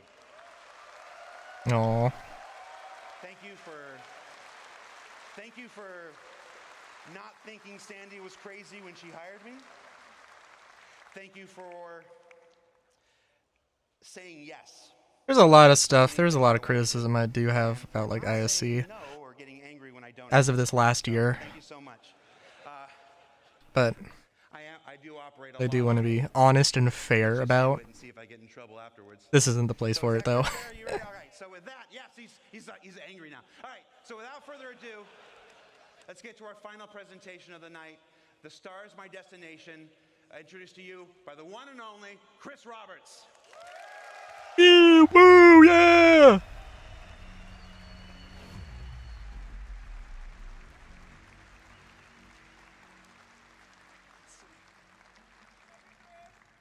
Hey, well, I hope you had a great day yesterday. And by the way, there's a perfect run through that Rich did immediately after the show. He went back to the office, ran it through, no crashes, no nothing. It's up on YouTube. And by the way, that's a dedication of Rich. He's like, okay, I'm gonna get it done properly, and he did it, and it looks great, and it doesn't have. People are gonna. I appreciate that. I honestly kind of appreciate the them doing it live, like, you know, more. And news organizations are going to be news organizations. They're going to make it, spin it the most negative way possible, no matter what. So, like, you know. Find the perfect spot for you to make your home or harvest resources. It totally changes the dynamic of what the game will be in terms of exploration and people spreading out. And I think putting roots down in the verse. So I can't wait till we get that in there. I mean, that's one of the things that makes me incredibly excited, because I think it will just add so much to a living, breathing universe. But that is a perfect example of Star Citizen, how it's grown over the last 12 years, because we definitely did not have that on the initial Kickstarter or the pitches that we were doing. Yeah, definitely. And, you know, Star Citizen is a living game. I mean, we're constantly always adding content and features and tech. As you can see, we're constantly upgrading, you know, what You're developing the game. It's not adding content to a game, it's making the game. Adding things to the list, maybe, but... We will still be doing that. So it's just, it will be a living game. We'll never do Yeah. 2.0. It will always be sort of Star Citizen that will continue to grow. It won't be like, oh, we're going to do Destiny 2 after Destiny 1. It will just be a living, growing product. Same for. Jeez. Jeez. I don't mean that as a knock at them. I just mean that. Nice one. Chris just off the cuff. Hell yeah, dude. Oh no. The big question really is, would we at CIG, what point would the rest of the team consider Star Citizen ready for everybody? Not just you guys out here who are beautiful, wonderful, early adopters, willing to put up with bugs, jankiness, not a great new player experience. We know all those things are things that we want to fix and improve. I would hope so. A game that everyone can just get into at the beginning, understand it, have fun, pulls you into it, and then has a huge amount of depth. So the question is, what is that? And that is what we call Star Citizen 1.0. It's something that we've been talking and looking and designing and thinking a lot about over the past X number of years. And now we thought, you know what we should do, because I think half our sort of initial stuff is from a long time ago that you've seen, and then occasionally we'll talk about 1,000%, yes. Inside Star Citizens or SE Lives, but we're like, okay, let's tell everyone the marker. This is what it is. Star Citizen 1. Jesus fuck yes, you should have done this years ago. We're ready to go wide. Everybody in the It's fair though, it's whatever. whether you're hardcore or casual. They would have reconsidered, or they'll probably go back on this and change what 1.0 is. Is what we consider Star Citizen 1.0. That doesn't mean, as I said, that we'll stop at that point. We'll continue to grow and build and add things. And where 1.0 is and what 1.0. Citizen 1.0's list. But I'm pretty sure, I know, but I'm pretty sure it will be that long after 1.0. What? Okay. Honestly, that's really surprising, actually. Rich Tyra, who's our senior hot damn, is going to come out with a few of our other directors, and we'll lead you through what 1.0 will be. So. Okay, maybe it's okay. Rich Tyra. All right, Rich. Don't crash. Yeah. Hello, CitizenCon. So, my name is Rich Tyra, and I'm the Senior Game Director for Star Citizen and Squadron 42. Now, I've been at Cloud Imperium for many years, and I've read many, many Spectrum and Reddit posts. And one consistent question I always see is, what type of game is Star Citizen? And I've read many, many answers. It's a PvE game. It's a PvP game. What about non-combat? Ultimately, it's all three. 3 types of players, 1 universe. So how do we connect those players to create also maybe a cohesive game? And not just a set of features. It's 3 very broad brushes. And it comes back to that elegant, simple question. What type of game is Star Citizen? Well, today, we're going to find out. Okay, so before we get stuck into Star Citizen 1.0, I think I need to clarify a few things. Firstly, what about 4.0? Where does that fit in? Well, 4.0 is the patch that contains server meshing and pyro. And fundamentally, it's an alpha development patch, which means it's adding further tech, features, and content to our alpha version of the game. Of course. Today, though, is beyond 4.0, all the way to 1.0. And the big difference is that 1.0 is the full release of the game. Okay, so what does that mean? How will it be different to a normal patch? Well, firstly, let's look at the 1. The 1 means we're committing to higher base performance and minimal bugs. No longer will we reference that the game is in development. This will be a fully released and polished experience. It means fully rounded gameplay loops, from new player experience to story missions and endgame content. And crucially, it means no more resets between patches. It's a true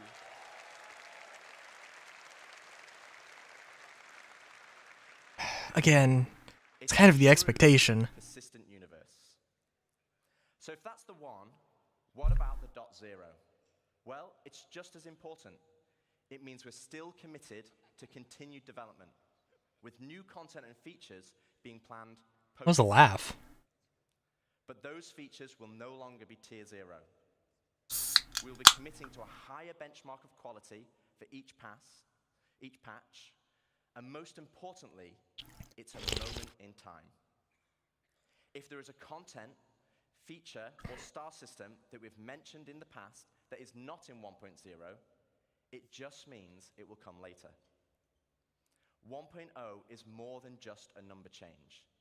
It's the beginning of a new phase of development of the game. Okay, so we know Post-launch development. 1.0, but before we move on, I want to address one important point.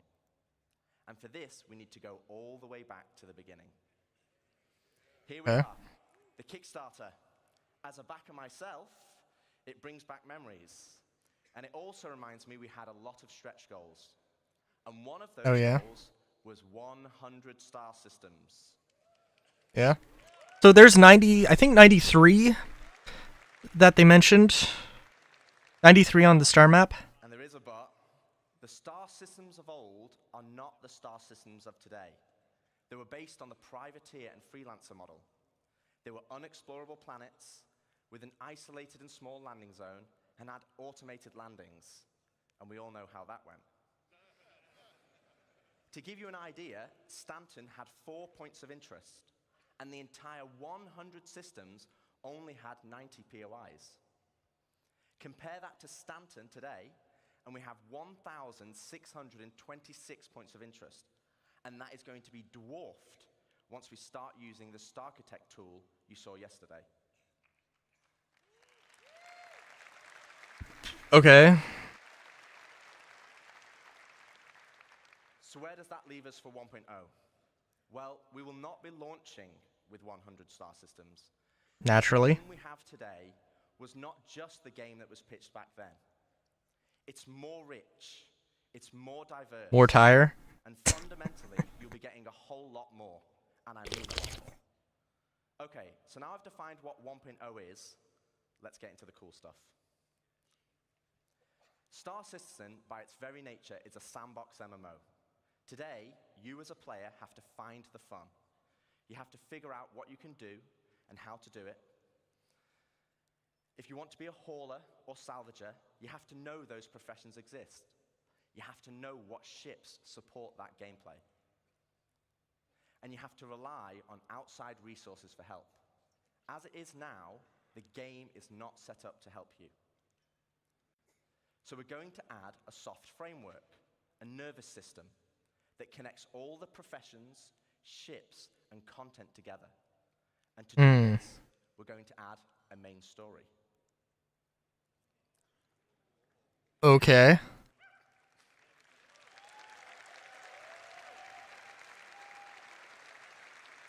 Color me curious.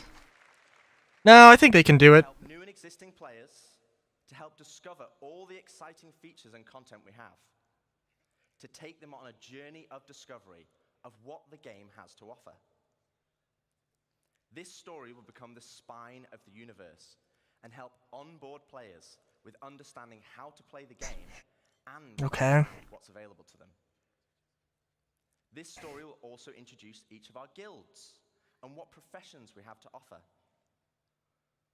Like the United Resource Workers, our core industrial guild.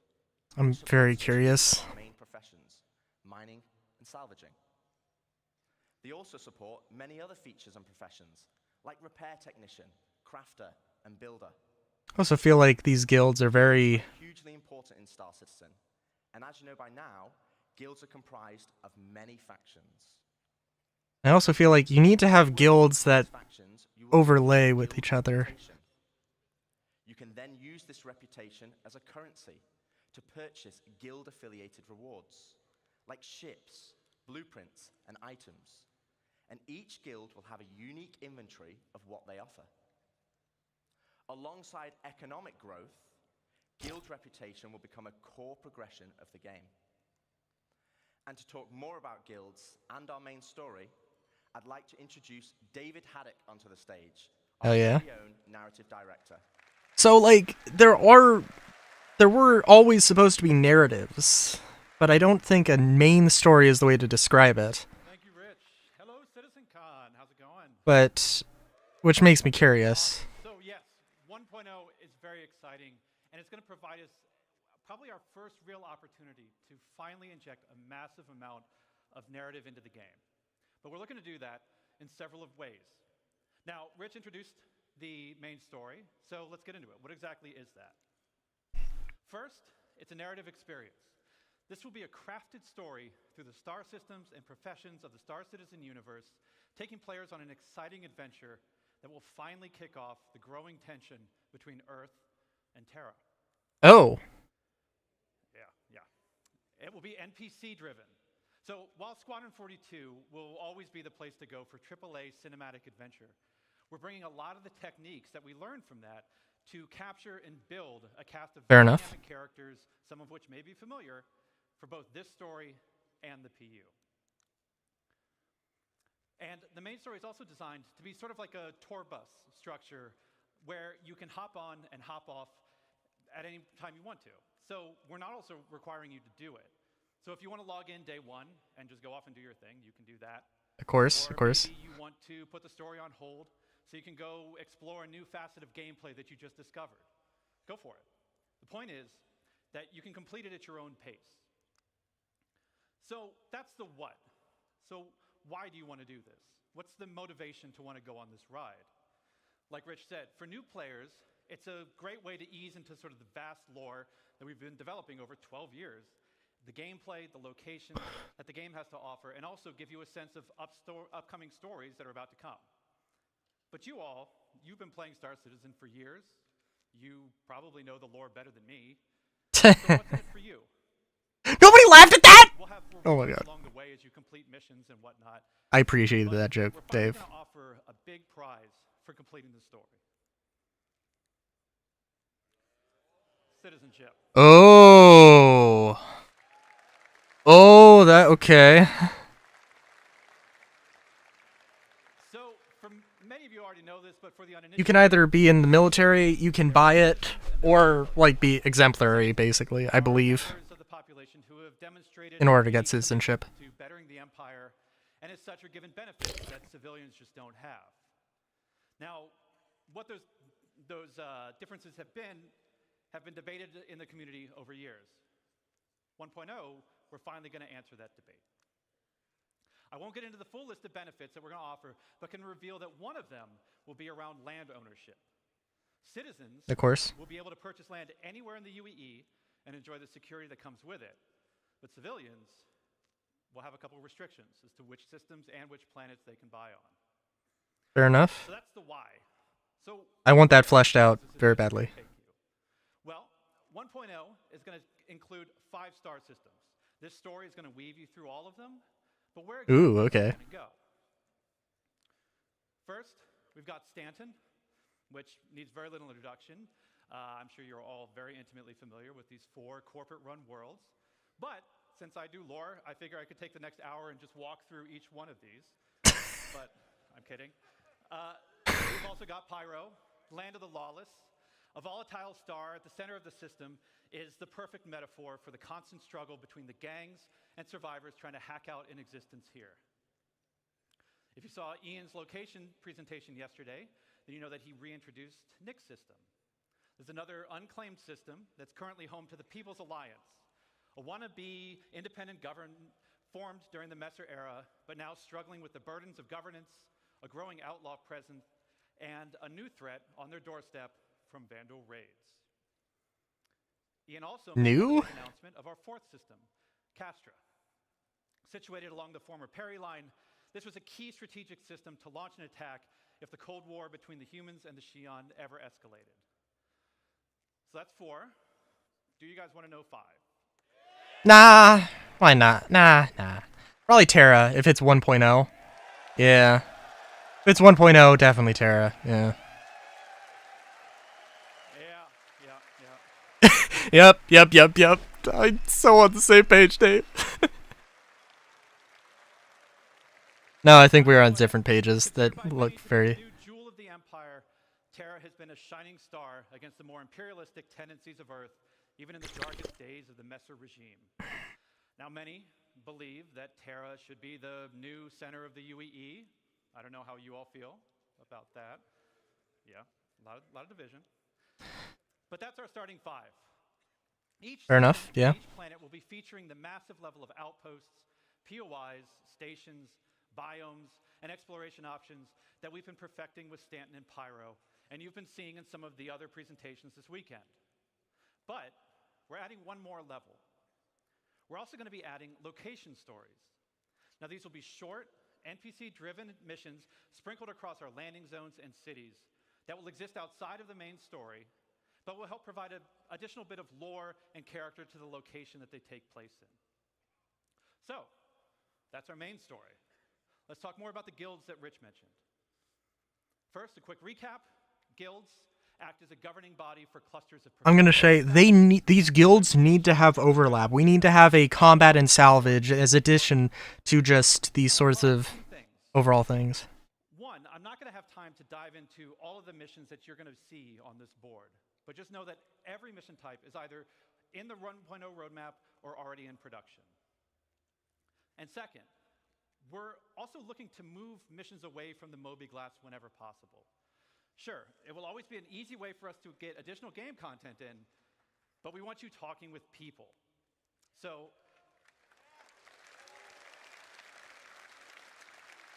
to aid that, we're going to be adding characters to represent the factions that you'll be working for. Oh, like we already have? Now, they'll still interact with you via the written word, but some will call and check in on your performance. And Okay. You may have to meet in person from time to time. So, let's walk. What if I want to roleplay having social anxiety? Rich showed United Resource Workers. Whether you're eager to earn credits, mining valuable resources from remote corners of the universe, sifting through detritus to try and salvage some valuable components, or even just acting as a technician, you'll find plenty to do with employers like Shubin Interstellar, United Wayfarers Club, and more. Next, you have one of the oldest unions in the UEE, the Interstellar Transport Guild. This will be the go-to place for everybody looking to make their fortune hauling and trading. Some of the factions that many of you already work for now, such as Ling Family Hauling, Redwind, and FTL. And we're going to be adding something special for the daredevils out there, the Imperial Sports Federation. Hell yeah. Hell yeah, Bart! Sport racing! Martial combat! Martial arts! Sport race martial arts! Some of our existing mechanics to build new sports. Incredible fun adventure. For all you Murray Cup enthusiasts, cargo Nerf arena. Hunting. Target shooting. Okay. For those who dream of exploring, I'm sure we have a couple here. Oh, don't give me a million guilds to focus on. We had the Academy of Sciences that was brought up yesterday in the social presentation, if you saw that. This is a science guild that will include factions like the Imperial Cartography Center, who will task you with a variety of missions to better understand our universe, such as sending you into Okay, so they do... deep scans, or finally seeing what's at the bottom of that planetary canyon. We're gonna have I don't know if they have overlap. High Point Wilderness specialists who will offer missions associated with the various fauna that we're starting Capture, to collect, and hunt. Okay, cool. Sensible. to harvesting specific resources for research. Now, I don't know if we have some people who'd like to do combat, but our combat... I don't think so. It's not that. Ooh, okay. Now, previous to this, these are all of our profession guilds. But for our combat guilds, they operate a little differently. See, these two are diametrically opposed to each other. So once you pledge allegiance to one, the other marks you as an enemy. On the lawful side, we have the Mercenary Guild. They represent factions like Eckhart Security, the Bounty Hunters Guild, and even some military contractors. So whether you're pulling together a team of specialists to go assault a ground base, I hope there's a larger list eventually, but yeah. together a recon run to drum up some intel, Mercenary Guild's got you covered. Operative. Combat exploration. Now, this is a shadowy group comprised of representatives from various gangs, syndicates, and outlaws who mandate criminal activity throughout the verse. You'll be able to throw in with rough and tumble gangs like the Headhunters and the Dead Saints, or work your way up to join highline criminal syndicates like the Atonis or the Dropkick. But remember, the underworld is a dangerous place run by greed and power. So mercenary guild reps might not be the only people you have to worry about, as the syndicates are always looking for loyal soldiers who will hurt their competition and tip the scales of power in their favor. So as you Very nice. There's going to be a universe of exciting storytelling opportunities for you to undertake in 1.0. But one more thing, we're also going to revitalize our social behaviors to make the populations not only feel more alive and reactive and off chairs, but better reflect the tone and Never. flavor of the area. Never off chairs. We want to see the people of Lorville slowly trudging through the streets, overburdened. Parkour athlete. Industrial athlete? Just as much as we want to see the tourists of Orison gleefully moving from attraction to attraction.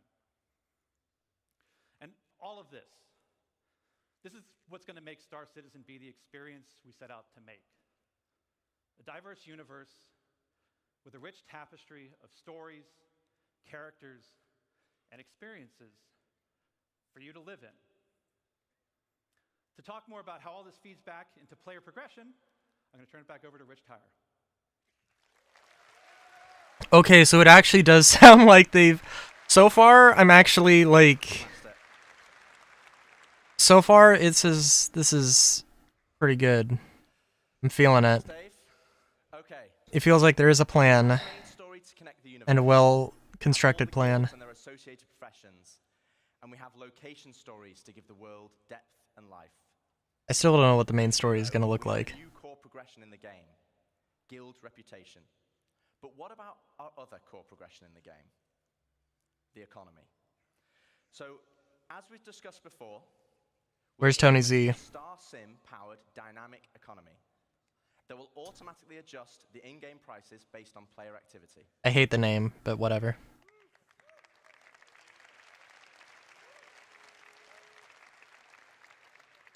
But for credits to actually matter, though, we need to have an economy where credits flow out as well as in. This means transactions such as repairing, refueling, and restocking need to have value. If everything is too cheap and the money coming into the economy is too great, we'll have massive inflation. And this is where taxes and insurance come in. Boo!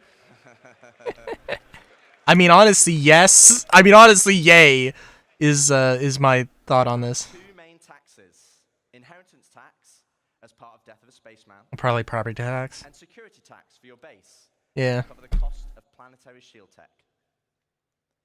Insurance, on the other hand, will be split between medical insurance, which covers your hospital imprints, and probably the most important one of all, ship insurance. What about item insurance? Now, as we have Death of a Spaceman, we also need Death of a Spaceship. Losing your ship should be significant. Right now, for example, over 90% of all claims in the verse are for ships that have not been destroyed. Yeah. And this is where ship insurance and our new warranty mechanic comes in. First up, we'll have 3 tiers of insurance. Oh, hell yeah. With level Okay. 1 being chassis insurance. Level 2, chassis and component insurance. And level 3, chassis, component, and decorations insurance. All right.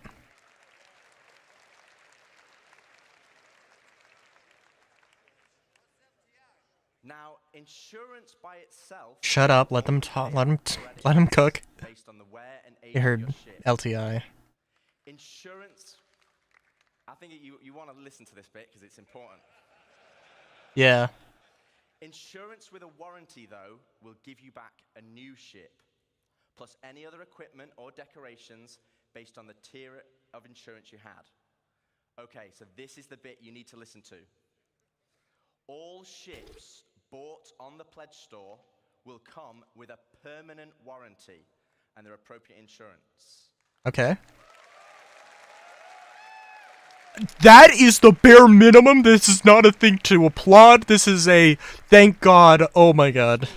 They could have done like Attributed to your account. Ships, on the other hand, will require a transferable warranty. You'll be able to earn transferable warranties in-game, such as by completing the main story, as an example, and apply them to any of the ships you own. Oh. But there will be a cooldown for transferring it between ships, so choose wisely. Now, what about claim timers? Okay. Another fun topic. And getting your ship back without a claim.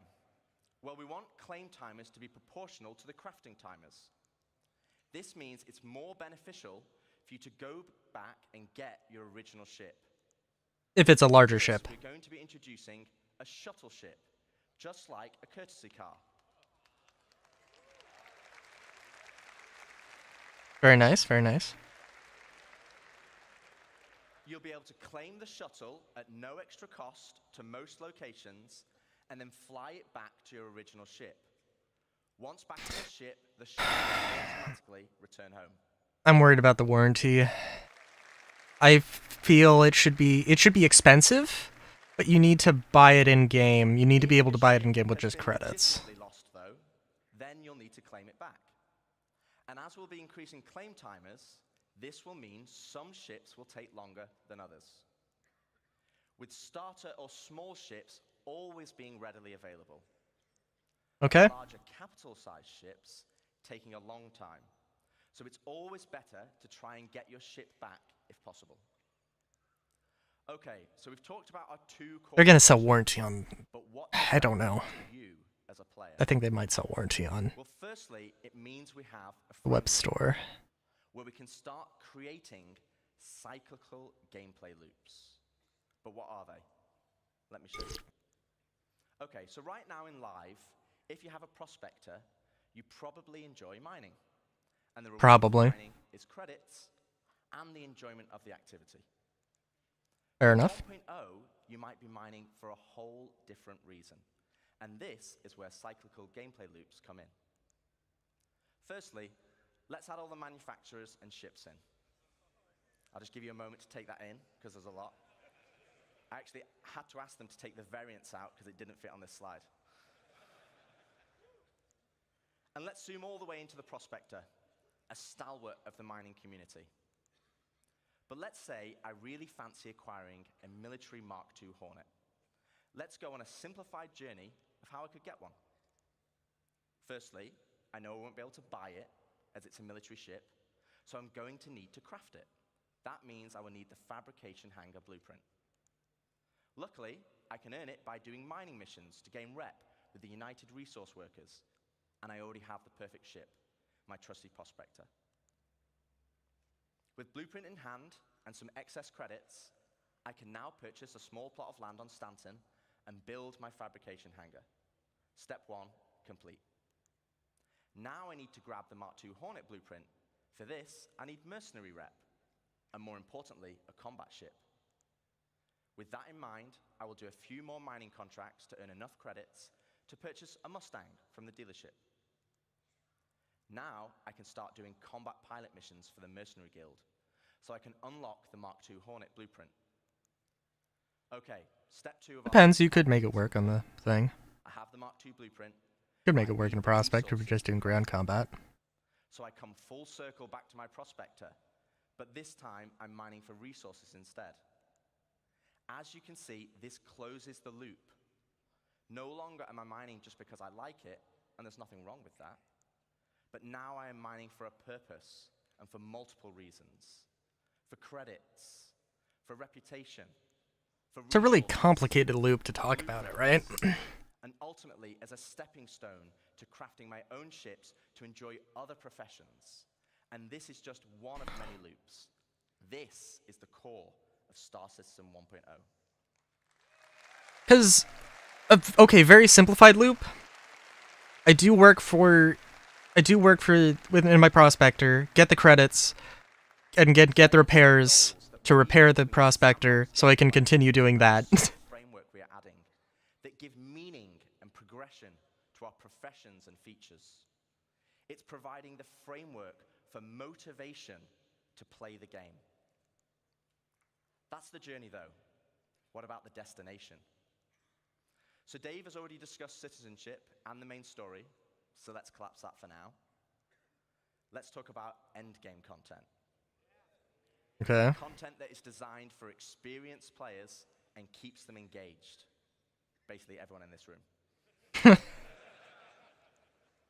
So how does that look in 1.0? Firstly, we'll have open world content, including missions, group missions, and server-wide events, like we have today, but tailored to endgame players. While the sandbox element of Star Citizen will allow for large-scale battles, we also want to provide challenging instanced content that will take full advantage of not only multi-cruise ships, but fleets of ships. And you kind of know how we do that, right? You saw that yesterday. Okay. As you progress through the guilds, you'll be able to accept high-level contracts from government agencies who will offer prototype and military blueprints as rewards. These missions will require the full coordination of multiple players and an assorted fleet of capital, support, and fighter ships. You will finally be able to become the admiral of the fleet, directing your armada from your hologlobe, which, yes, is a feature included in 1.0. Okay. All right. Interesting. At this point, it's becoming very big talk. That see you enter the depths of distribution centers and municipal works in small, tight-knit squads that provide an outlet for our more FPS-focused players. On top of all this, we'll sit a dynamic layer powered by StarSim. While StarSim will be the driving force in our dynamic economy, it will also track player and AI activity and dynamically spawn events based on their actions. For example, if it tracks large amounts of resources being moved from one home location to another, it will have a chance to spawn pirates to intercept. All this combined will provide just a portion of the endgame experience, and I'd love to delve deeper, but that's for another day, as we still have a lot to show. So A lot to work on. Professions and guilds, cyclical gameplay loops, and endgame PvE content. But what about PvP? What about player versus player content? All right. How? Okay. As you know, 1.0 will contain 5-star systems. 3 of these being lawful in Stanton, Castra, and Terra, and 2 of them being unlawful in Pyro and Nyx. So what's the difference? Let's take a look at Stanton. Lawful systems will be a mixture of high, medium, and low security areas. Each of these areas will be monitored by law enforcement agencies. And It's a weird way to look at the... would dictate the emergency response time, with high-sec areas being the fastest. Initially, this response will be measured, but over time will escalate to overwhelming force. This means if someone is attacked, if they can just hold out for a short duration, help will be on the way. Pirates will be able to disrupt this monitoring by shutting down the nearby... It's a weird way to represent the system, I will say. With dynamic missions being generated to bring it back online. But this is the PvP you already know and experience right now. Yeah, we kind of already have that. Without security forces. But before we jump into an unlawful system, let's explore what options you have if you pirate a ship. Okay, so first up, let's discuss ownership. All ships and high-value items that you own will automatically be assigned to you. This means if someone steals your ship, you can mark it as stolen, either via an insurance claim or in your Mobi. Okay. This will then trigger a dead man switch on the stolen ship. Oh. Cease to function after a period of time. But what options does this leave as a pirate? Hell yes! Well, This is something I'm really into. You can tow it back to your fabrication hangar. Yes! For resources. Yes! Or if you have a high enough rep with the council, our criminal guild, you can get the dead man switch disabled. Well, For a new title deed to become its new owner. I'm not going to be able to do that last one. But the ship salvage, being able to... Yes! This is something I've wanted so fucking long. You'll need to find a transient jump tunnel, as all major locations and POIs will have custom security that will scan you on arrival. Okay, so with that out the way, let's look at the unlawful system in Pyro. Unlawful I want to systems take have pirate no ships and and with that sell them. comes Fix them up and sell them. has an abundance of high-quality resources and is a hotbed of criminal activity, the literal definition of high risk, high reward. With crafting now requiring resources, you're going to want to create bases to mine and extract them. This is where base raiding will become a new form of PvP, and it's founded on a combined arms ethos. Defending players The idea is great. defenses such as walls, automated turrets, and most importantly, ground shields, a localized version of the planetary shields used in lawful systems that absorb the most powerful of weaponry. No longer can you just turn up and drop a Moab. You'll have to drop 2 Moabs. No, seriously though, like, that's... You have to be completely realistic here, right? Is that these shields can be disabled. You will have to strategically assess each base and punch your way through its defenses on foot to eventually bring down the shield generator. Once the shield is down, then you have options. You want to raise it to the ground, you can bomb it from the air.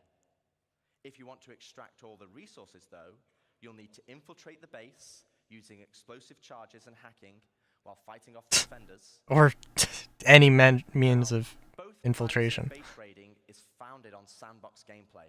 And again, that's the essence of Star Citizen. But we want to add more. Something where you can log on and immediately find the action and fight for a purpose. So first up, let's go on a history lesson. Oh, okay. I thought we were going to time travel here. There was a fledgling corporation called SEAL that had developed a new system-wide planetary shield technology, the same technology that will provide protection for your bases today. To prove this tech, they wanted to use Nyx and Pyro systems as a testbed. With the promise of high-quality resources, SEAL lured independent miners to man the shield network in exchange for shield protection for their settlements. As a prototype, SEAL couldn't provide total coverage over all the mining settlements, and so they created the SEAL Tokens program, allowing the most industrious factions to purchase shield coverage for their work. The network consisted of multiple linked bases on the ground that then linked to several stations in orbit around each planet that then connected to the nearest relay in the shield network, which eventually linked back to the shield core, which oversaw system-wide distribution of the shield technology. Factions could then earn SEAL tokens for working on any part of the network. They could then use these tokens to buy shield coverage, but with the competition amongst factions being so intense, SEAL was only able to offer shielding to the hardest workers. Unfortunately, due to outlaw interference, SEAL eventually pulled out of Pyro and Nyx and pushed for a more automated solution in more civilized systems. So fast forward to present day, without SEAL's backing, they had to pull out and leave it as it is. And welcome Station warfare. Station warfare.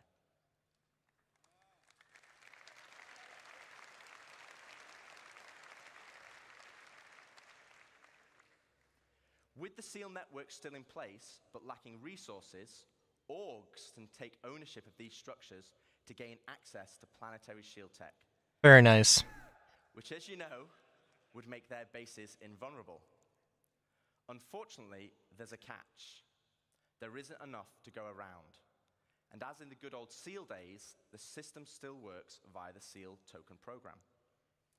To earn tokens, you'll have to assault a location and then deposit resources to power the network. This begins with ground bases and ends at the shield core. Each structure occupied will then accrue SEAL tokens over time, with larger structures earning more, and at the end of each week, you must then use these tokens to purchase shield protection. With shield coverage being limited though, the system automatically selects the orgs with the highest bid from across all shards. Meaning for that week only, a certain number of orgs will gain access to shield protection. I think I have to watch this again, but this sounds very cool PvP thing. It means you'll be able to log on and immediately find the action and fight for your org. And finally, it's not just sandbox PvP or ganking, you are fighting for a purpose. So once you've won your bid, Can PvE players exist in this as long as they don't? Ian Leyland, Star Citizen's creative director, to the stage. As long as they don't interact with. So there is a PvP area and PvP game loop, right? And on top of that, there's. I don't want to be like, I don't. I want to get my cake and eat it too, but you know. Conversation of large-scale endgame org activities. Let's go back to Pyro 3, where the ground bases were being built earlier today. This morning we saw the small habitat being built by Luke, and then we saw Deck start to expand the base into a commercial. Also, the foundations. I'm super excited. But eventually, we saw a massive example of an org base. But with everything Rich was talking about, with org system-wide activities, we want to give you guys the ultimate end goal. But also the thing we need to protect. And to do that, let's look up into the sky. Stations. Stations! I thought they were going to say player cities, but they're going to say stations.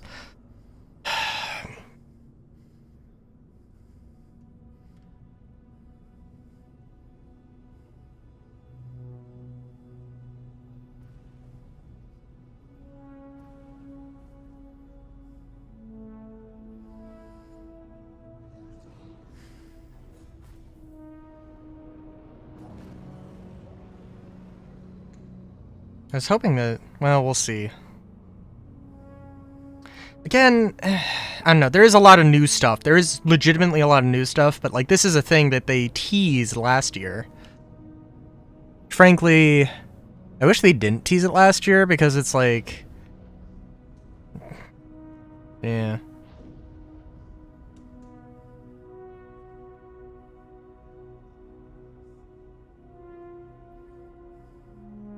We need a lot more different looking stations. Like, this is the first time I've seen something that isn't a rest and relax. And they need to have so many more brands of space station. I want to be able to also build something that is a rest and relax station, but... Be interesting, because I want to basically kind of... I want to have like a bunch of rest stops, but more like planetary outposts. Space stations is a thing I had not considered. And I don't know if I will. It depends on a lot of things. The goal is going to be like an outpost that is semi a chop shop.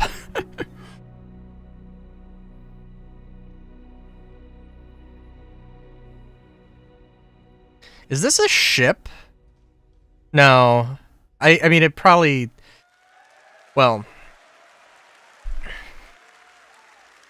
I assume it has to get towed, but... We'll see. Let me introduce you to player space stations. Finally, you can build your home. So many questions. So many questions. This will be the starting point for your base of operations. Starting point? Okay, system-wide. Alright, fair enough. An end goal.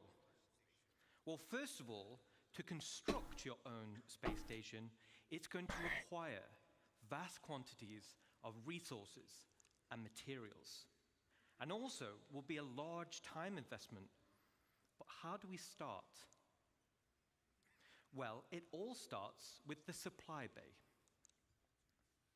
And the supply bay can only be constructed by the Pioneer. And any competing ships that they make, which they will. I'd be very surprised if they didn't. Once it's created, but high-end construction the ship. then handles the creation of the station itself. Now, we're in grey box development phase, so the artwork's not final, but let's go on a journey and start building our space base. 100. Okay, like, this is cool. I'm glad. I'm excited. We're so far off from this. This is in gray box? Like, and again, like, this is probably worthwhile here, right? But like, and it might just be gray box, and then they're gonna put this on hold until it, like, you know, becomes more relevant. But like, dude, holy fuck. Like, there's gotta be things that we can focus on. Like,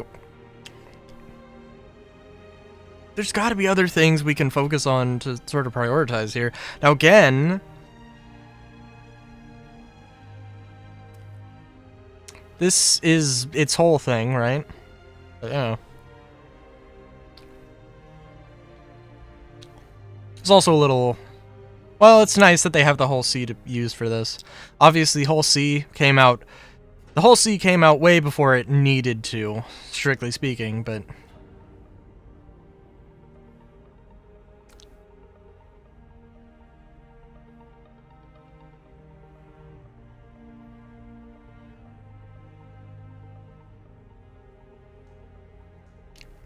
I wonder how many whole C's a station would take. I would think maybe one, but probably at least, but probably like at most 5.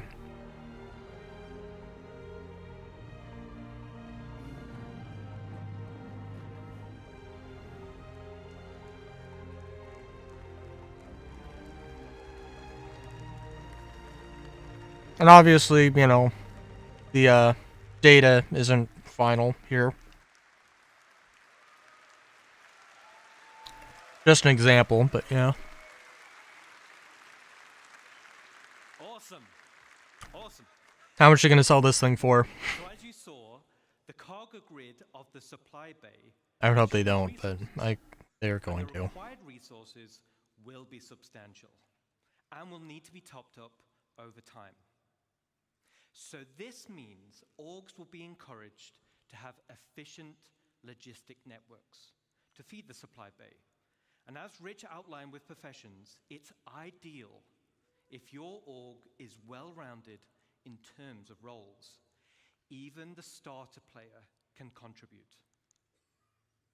The supply bay has automated construction zones, which are used to create the station. And unlike ground bases, many drones are used at once to create the base. Once the station is built, the supply bay then integrates into the station itself. So here we are. We've built our core station module, and it's big. And Well, that's just the core. The station comes readily built with some core functionality. Let me talk you through it. Right on the top is the bridge, which is the command deck. This is where all further construction is going to be managed. From here, we can then monitor the status of the entire station. We have access to power and water management. Power and cooling is something you'll need to consider carefully. Mm-hmm. It also is an area to set permissions for who can enter particular areas, either divided by the ranks of the org itself or open to the public. And there'll be a radar station to track the activity outside the base. And the terminals to access logs of who has visited the station and see what they did. So let's jump back in game and take a stroll through our bridge. How many stations are going to be possible to build? Because it's got to be limited. But I imagine there's a lot of space. There's absolutely a lot of space that it could be, right?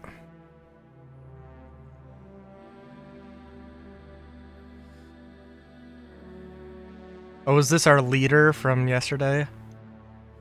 Where's the friend?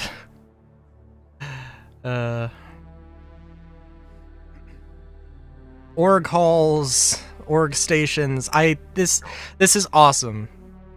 This is awesome, but this is so far out, and I feel like they're saying I feel like they're going to be like, oh, it's 2 years away, it's 2 years away or something. Or they want to like put a... I feel like they're not going to say a date, but I feel like you need to keep in mind that this is far off. It's gotta be at least 6 years away. And I think maybe, hopefully, things do speed up. I wouldn't be surprised if we got Terra before we got a lot of this endgame stuff. But, yeah.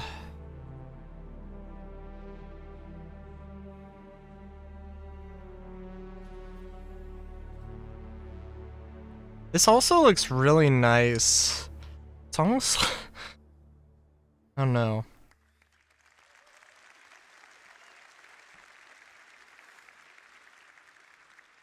Super awesome.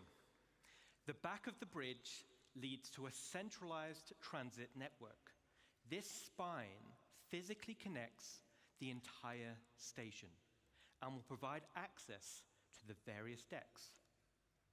Each level in the station will have a centralized lobby area, and this is your station. You'll be able to use the decorator mode, so you'll have plenty of space to theme it however you want.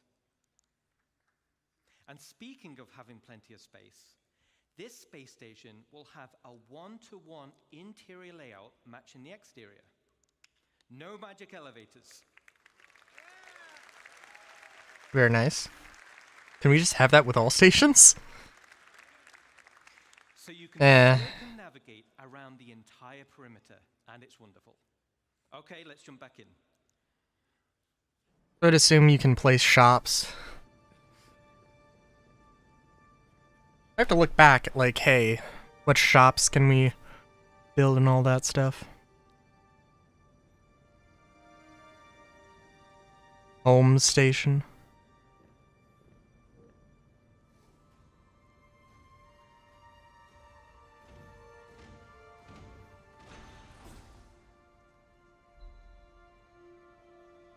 It's hard not to be a little giddy with this, because this is like, this really is the culmination of a lot of stuff.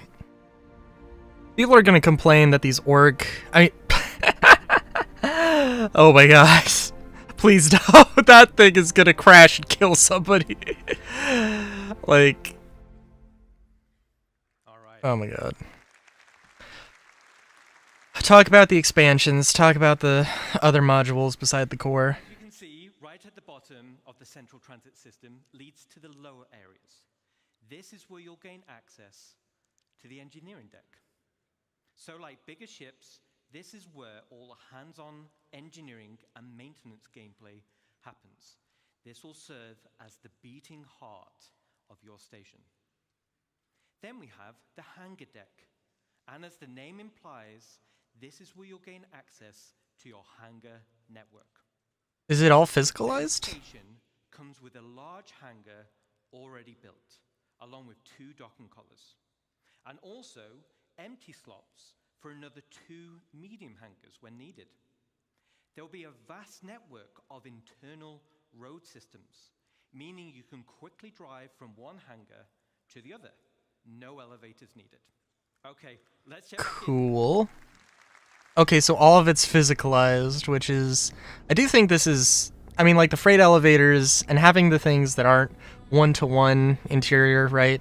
And sort of have the illusion of, like, you know, having the freight elevators and having that sort of, you know, makes a lot of sense. If you had a freight elevator with this and were able to tie it into, if you had a freight elevator with this and were able to, like, lose this station potentially with, like, theoretically infinite amounts of materials, I mean, it's gonna suck because of how many you do or do not have, but, or how many resources you have, or can stockpile here, but, like, oh, also there is a freight elevator, so never mind.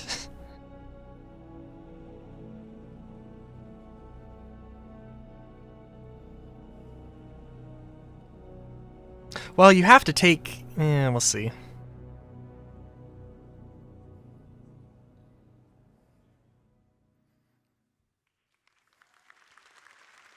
I mean, why wouldn't you just freight elevator?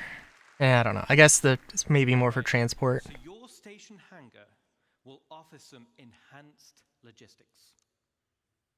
For example, there'll be spaces for several freight elevators. And there'll be empty modules for open ship parking for vehicles and ground vehicles. And there'll be also exit points where you can simply drive out into your station. Is this going to be in a modular sense, There or? will be also an upper level for the observation deck. From the observation deck, you'll have a control room, and from here, you'll have master control over the freight elevators and the vehicle elevators. This means that even before someone has landed, their new cargo can be up into the hangar and ready to be loaded up. Now, everything we've spoken about so far is what comes with your station. Okay. Let's talk about what you can do to expand it. As I mentioned before, the station comes with a predetermined interior network of corridors and roads. And in this network, you'll find an array of bulkhead connectors. Bulkhead connectors will come in tiers 1 to 3, which drives the size of room you're able to build. In the interior build mode, this is where you start to expand the interior of your station. The rooms will require resource and time to construct, and once built, you can rename each room, which will be reflected in the station's minimap. A lot of things to consider. The interior of your station will have ample areas for you to expand. You can build generic empty rooms, and you can fill with items to your heart's content.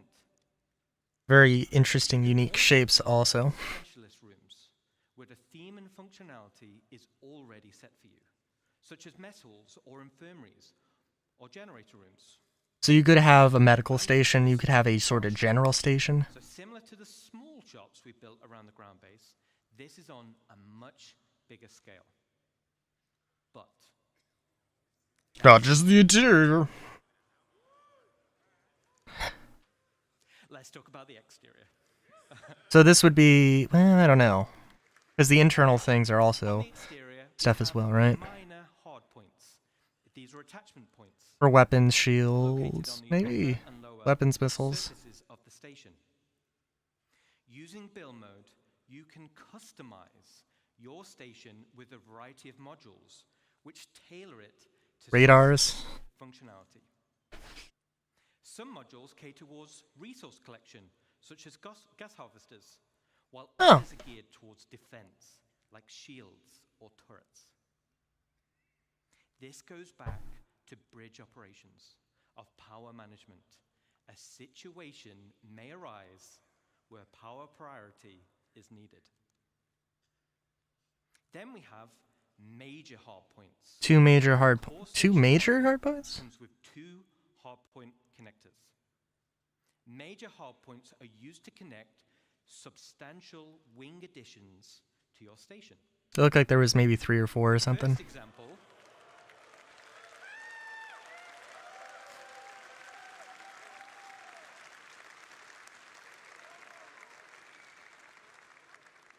Awesome, thank you.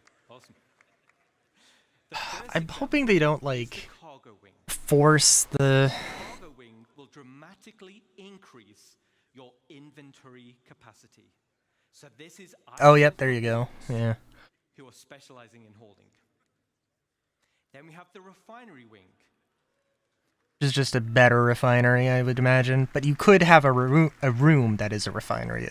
I think they said that, or they had it as an option. On a vast scale. And like you could also have additional rooms. Much more convenient Yeah. than traveling to a ground base. Now, a player could buy resources from your cargo wing and then refine it directly in the refinery wing. And finally, we have the hangar wing. So, I'm trying to think if there's anything else they could do. Because that's pretty good. Because, yeah, that's pretty sensible. so the bigger your fleet, the more hangars you'll want. There'll be a variety of hangar sizes as well as docking collars to help organize your space deployment. All major hardpoint wings are connected via struts, and like the rest of the station, But you're going to have to drive. internally traversable. That's cool, but also... Okay, so let's recap on the exterior expansion wings. Minor hardpoints give us options on how to collect resources. That's cool. I hope the player stations don't overshadow the NPC existing stations. Like, these should be better. These should be areas. My concern, I want the NPC stations to be a little bit better. I don't want them to like be the best thing. I want them to have like a few more shops, is the main thing. This looks like you have to make a trade-off of do you want shops? Do you want medical facilities? Do you want a lot of medical facilities? Do you want a lot of shops? Do you want a lot of crafting? Do you want, this or that? Do you want hubs? They also haven't mentioned a few things, player habs as one of them. Paints.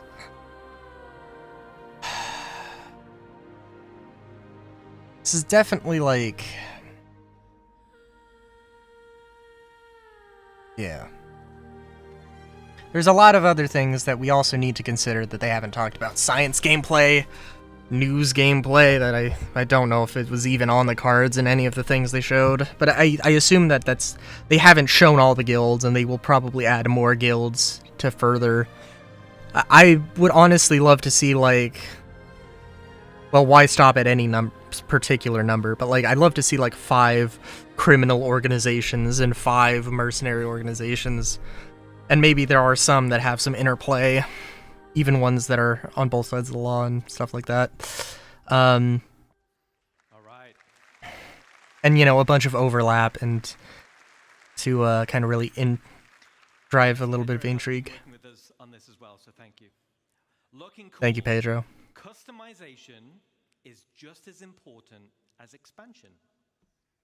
Similar to ground bases, you'll be able to earn tints for your station, and you'll be able to apply decals for your org logos. How does this apply to ships and everything?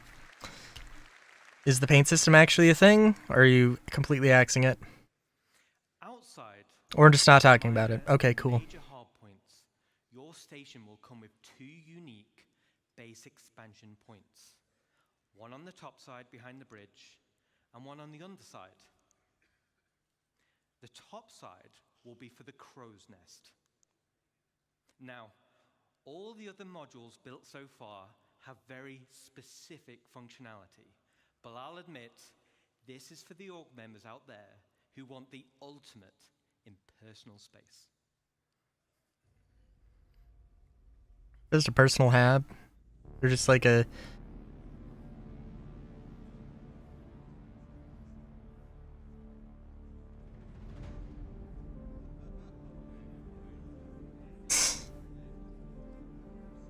What about like some sort of giant communication dish? Because data is also supposed to be a thing. Data running. Yeah, data running. Let's not forget about that. But this would be for like the org leader. And like, not to say this would be terrible, but definitely is a thing. It'd be interesting if there was like, if it was maybe like an apartment thing or something. But the bottom expansion could also be that. Honestly, though, this is definitely... It just reminds me of, like, the Elusive Man's room. Or, like, the Elusive Man in Mass Effect. But this is honestly really tiny. If I had to say, like, if we're gonna have the process of making this ludicrous thing, dude, make it huge. Make it, like, 3 stories tall. Make it several rooms. I want to see I want to see a Hornet nosediving inside of the thing, baby. So I'm going to be flying around the verse, and I want personal invitations to see what you've done in those rooms, okay? You don't want to see what I've done in that room. That was a very interesting way to word it. This is going to be for the flight deck, which also comes with an additional 3 major hardpoints. Oh. The flight deck is perfect for your rapid reaction forces. It's ideal for fighters, but big enough to fit most ships. It's the perfect home for your station's defensive air wing. And just like the hangars, there'll be an observation deck which can override freight elevators, making rearming Overview. quicker and easier Freight elevators. during operations. God. With a tight flight deck crew can be substantially more efficient than others. Now, this one's my favorite. Let's take a look. This is super cool. I do think they could definitely, and they said unique things, and I think they could have room for more. I also hope that there are more than just this layout. I would hope there's some different shapes, different manufacturers, different, stuff like that. Again, like, you have Guild A that's associated with this faction, that this faction is a part of, and they manufacture this, and they've got, another player station that they could do. This really feels like a sort of full circle moment. This does feel like a full circle moment, and it is honestly very nice.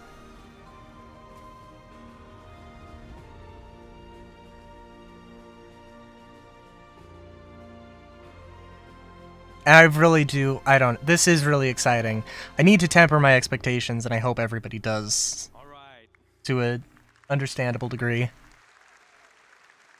Talking about 1.0, though, is... There's a few little Easter eggs in that video.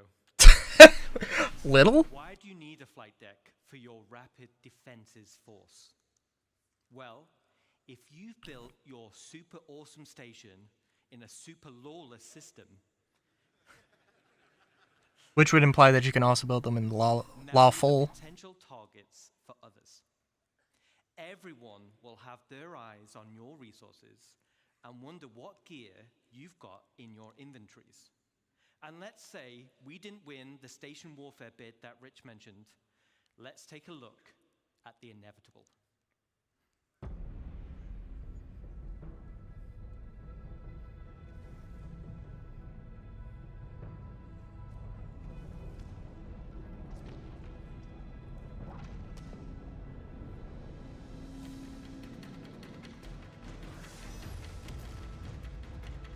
You would not react like that. Or you have a visceral reaction. Or like, force reaction sort of thing. At least not that immediate. This isn't... I mean, this is obviously...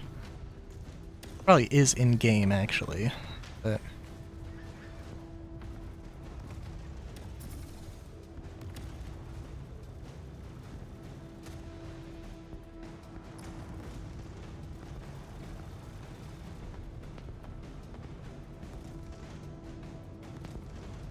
There's still a lot of... Nice!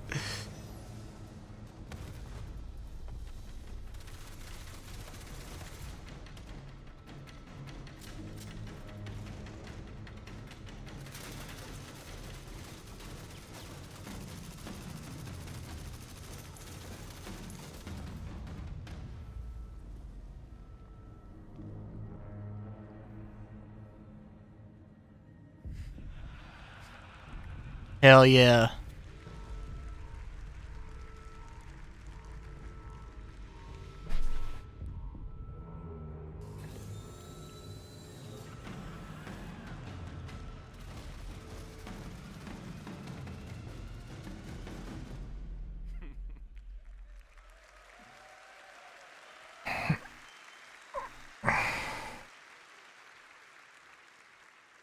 Okay, so not only is your station a staging area for offensive campaigns, it's also a defensive fortress. The exterior of the station itself can take quite a beating. It's going to be very hard to damage. So the goal of attackers instead will be to punch a hole through the defenses and get inside. The optimal way to do this will be to infiltrate through the flight deck or EVA hatches and work your way up. Once inside, yes, once inside and you've cleared out the hangar, you may also want to consider airlifting in a tank or two to clear some corridors. Airlifting into a station? That's, yeah, whatever. Elevators or bulkheads in order to gain access. And of course, bring enough ships with them to start hauling out the loot. Gaining control of the bridge will allow access to storage, which would otherwise be unhackable. So, as a defender, there are a variety of automated defenses you're able to install internally within the station, such as blast doors, which seal shut, systems to be breached, and a range of turrets like anti-vehicle or anti-personnel. These will all help slow down the attack and give time for your reinforcements to show up. So let's do a final recap. This is one of the end game goals for dedicated orgs, and will be your base of operations for system-wide activities. The station can be customized both in the interior and the exterior, meaning you can tailor it to your own requirements. And it's your very own home amongst the stars. But wait. Oh wait, there's more. But wait. There's one more unique module we can build, and that is the dry dock.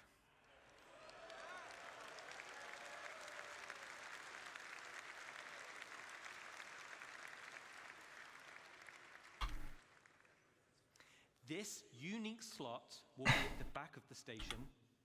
You know, that's fair. Very own dedicated observation room with crafting stations, and has a transit tram which runs along the inside of the arms, leading to the docking collars where your ship will be constructed.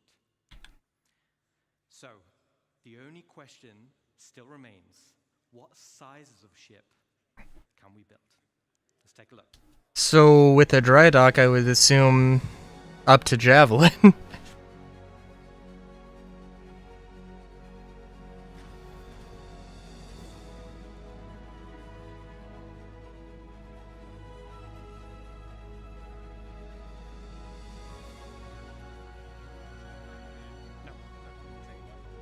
I'll just watch the end of the show.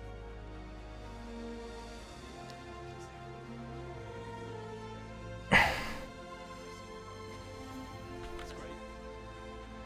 I want to see the reaction.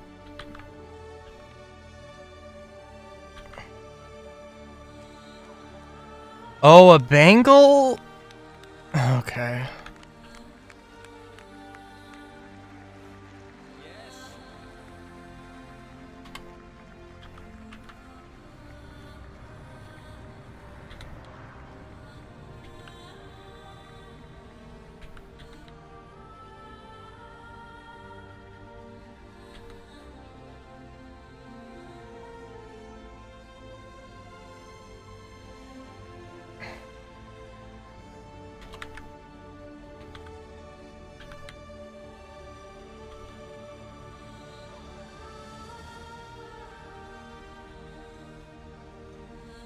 That's a really big promise. So is the idea that we are going to be able to craft a bangle? Or just fit and refurbish?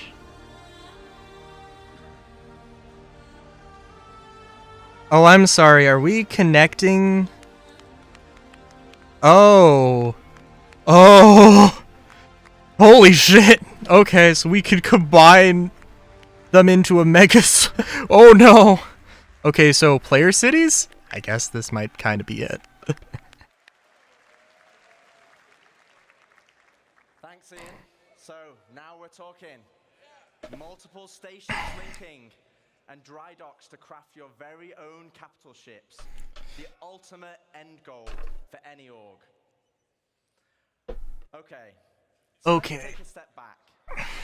At the beginning of this presentation, I mentioned we had 3 types of players and 1 universe. Oh my god. And hopefully you can see we have purposeful gameplay catering to each type of player. At least the idea is for it. That wasn't the only goal. It was to build a game that connected all 3 together cohesively. And this is where you come in. The community, the lifeblood of Star Citizen. Whether you're a PvE player delving for unique crafting blueprints, a non-combat player mining for high-quality resources or building a base with your friends, or a PvP player fighting for your org in station warfare to protect your base, each one of you supports each other. You need the blueprints to craft, you need the resources to make them, and you need the equipment and protection to be safe. This is what Star Citizen is. It's a universe that caters to all players. Now, I could probably go on for another 10 hours deep diving into each system. That's what ISC is for. Please let it just be for ISC. I do Jared out of a job, and he needs future ISCs and SC Live. Yeah, and yeah. Cons. Today was to reaffirm what type of game we are making. And I hope you continue to come with us on this journey as we march towards Star Citizen 1.0. Thank you, CitizenCon, and can we welcome Chris Roberts? No? No? 1 second. Jared? Okay. So Chris is not ready yet. So we're gonna ad-lib a bit. I'm here. Oh, well, LTI is warranty and insurance. That's what you're gonna get. I have it on my thing on there. Oh. Chris Roberts. Yeah, ahead of schedule. Yeah. I was going 1:30. I don't know. Wait, they're ahead of schedule? Oh my god. For once in CIG's lifetime. Holy shit. Thanks, Rich. Rich, Dave, and Ian, I hope you guys and girls loved what you saw there. It's having a definitive line in the sand is incredibly empowering for the whole team, and I think for all of you guys in the community.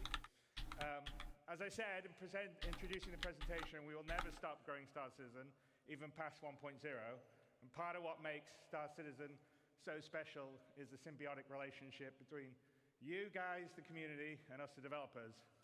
And I know I can be accused of feature creep, but you only need to look at Spectrum, Reddit, and Discord to see countless great ideas and suggestions that come from people playing a live alpha and seeing areas that the game can grow and improve.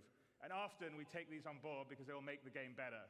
And in some ways, while you could say Star Citizen is a Chris Roberts game, I would say it's all our game. The developers, the community, building the game, we're all building this dream game together. And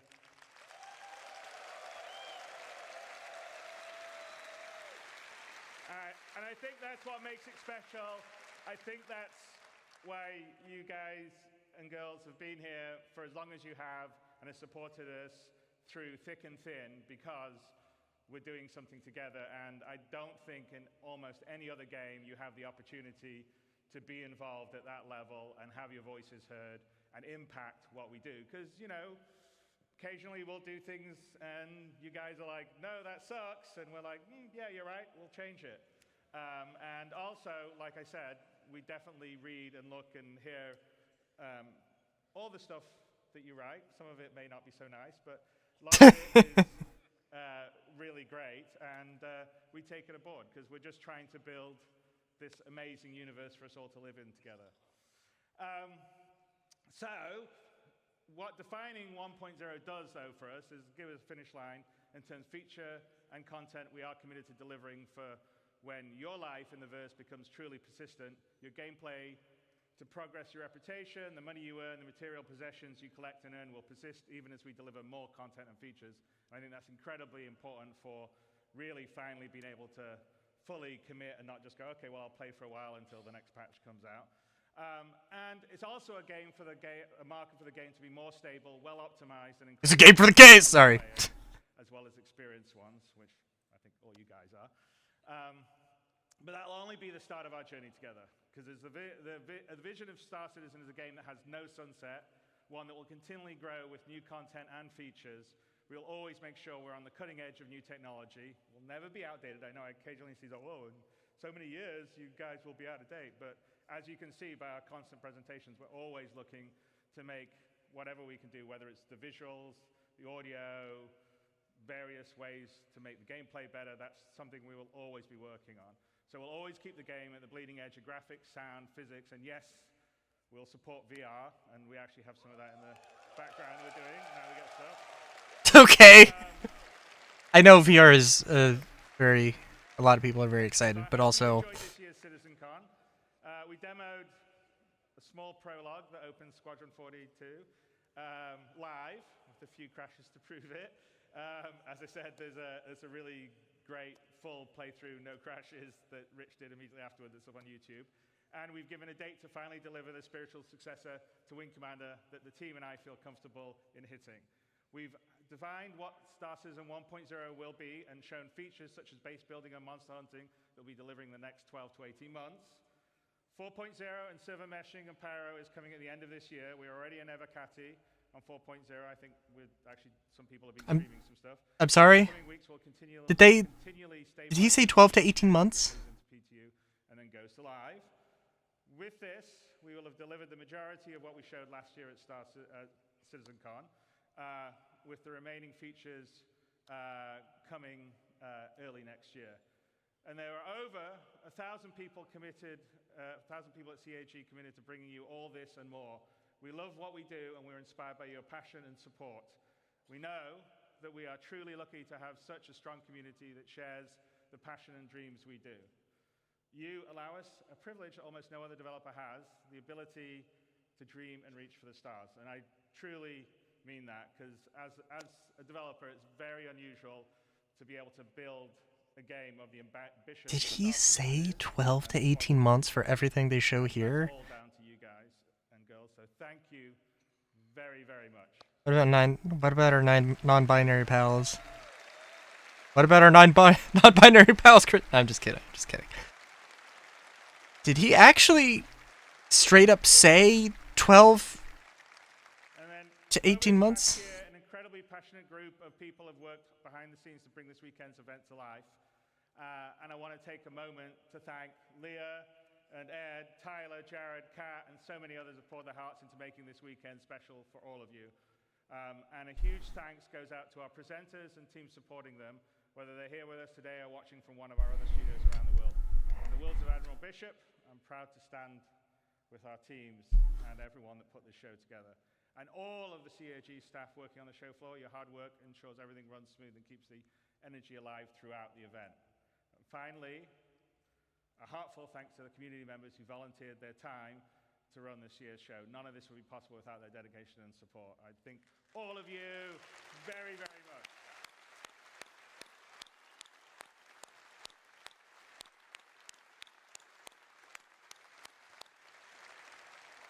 And, you know, many of us in the team are going to, myself included, are going to head down the road to the Factory International for the Enter the Atmosphere event that Atmos is doing.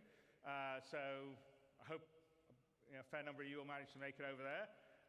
There'll be a whole night of racing and esports, a bonus developer panel with Yogi. So much. There's so much they went over. There's so much they went over. There's. With that, Citizen 2954 comes to a close. I hope you enjoyed what you saw, made new friends, reunited with old ones, and marveled at the creativity on display at the community booth, which was pretty awesome to see. And, you know, CitizenCon always underlines what makes Star Citizen special. So that's you. You guys here coming together, supporting, watching, giving us, the team, the energy to make this game. So thank you. And we'll see you in the booth. Hopefully, I'm gonna try to consolidate some thoughts. I don't know what he said when he said 12 to 18 months. I don't. If he honestly said we're going to try and make 1.0 in the next 12 to 18 months. Listen, I've been saying like easily 6 years, and that might be a little bit. I don't know. That maybe things will happen faster, maybe things won't. I don't see this being.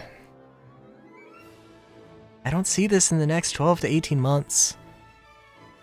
Like, the speed at which they delivered a lot of other things, historically, and, oh, we're feature complete on Squadron 42, moving a bunch of people over. If that was the sort of speed increase, I honestly just don't think that. I mean, what's new with CIG? Like, you know, how quickly these things come out, and I have all the trust in the world that it's going to be good, great content. Maybe not perfect in every way, certainly subjectively not perfect in my mind, but I'll try and consolidate my thoughts.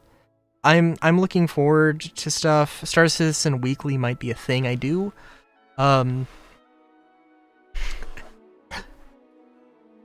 Star Citizen Weekly might be a thing I do next year, and actually try and do more seriously. But there's a lot of other things that, you know, that have to be considered and have to be, like, to some degree. I'm worried. I do think that, you know, like, Overdrive Initiative and sometimes some communication things that happen, CAG, like, it kind of feels like they just, maybe they learn from it, but it also feels like they don't, when somebody calls them out on it, they don't respond. It feels like they don't listen, even though they totally, at least, have heard it. But, you know, like, so,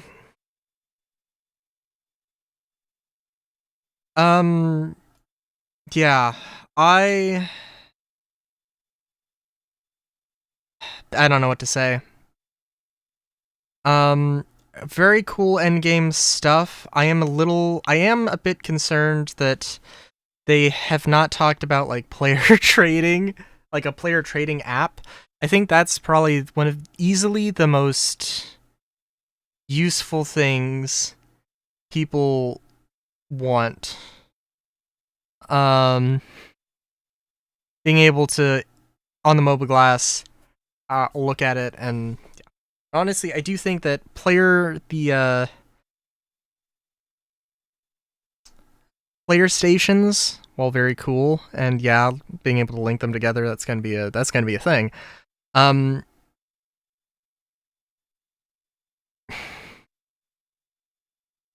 They're not gonna be the be-all end-all. They're not gonna be the be-all end-all. Ground bases, I can see ground bases being a thing, absolutely. And certainly player cities. Again, I am curious. I think how they've described everything, probably you will be able to, like, set permissions for stuff and maybe charge people, you know, potentially, like, I set up I have a player city, I build a bunch of buildings, and I charge you rent, and if you don't pay rent, then you know, take away access to your building or whatever. Obviously, like an item trading app at that point, because obviously, like, if I'm gonna rent out space, I don't wanna, you know, like, just take your stuff. Obviously, move the stuff and then give it to you or transfer it to you so you can take it or whatever. I'm gonna just ramble on, so I'll just end it now. Until next time, have a good day, great day even. Chowski.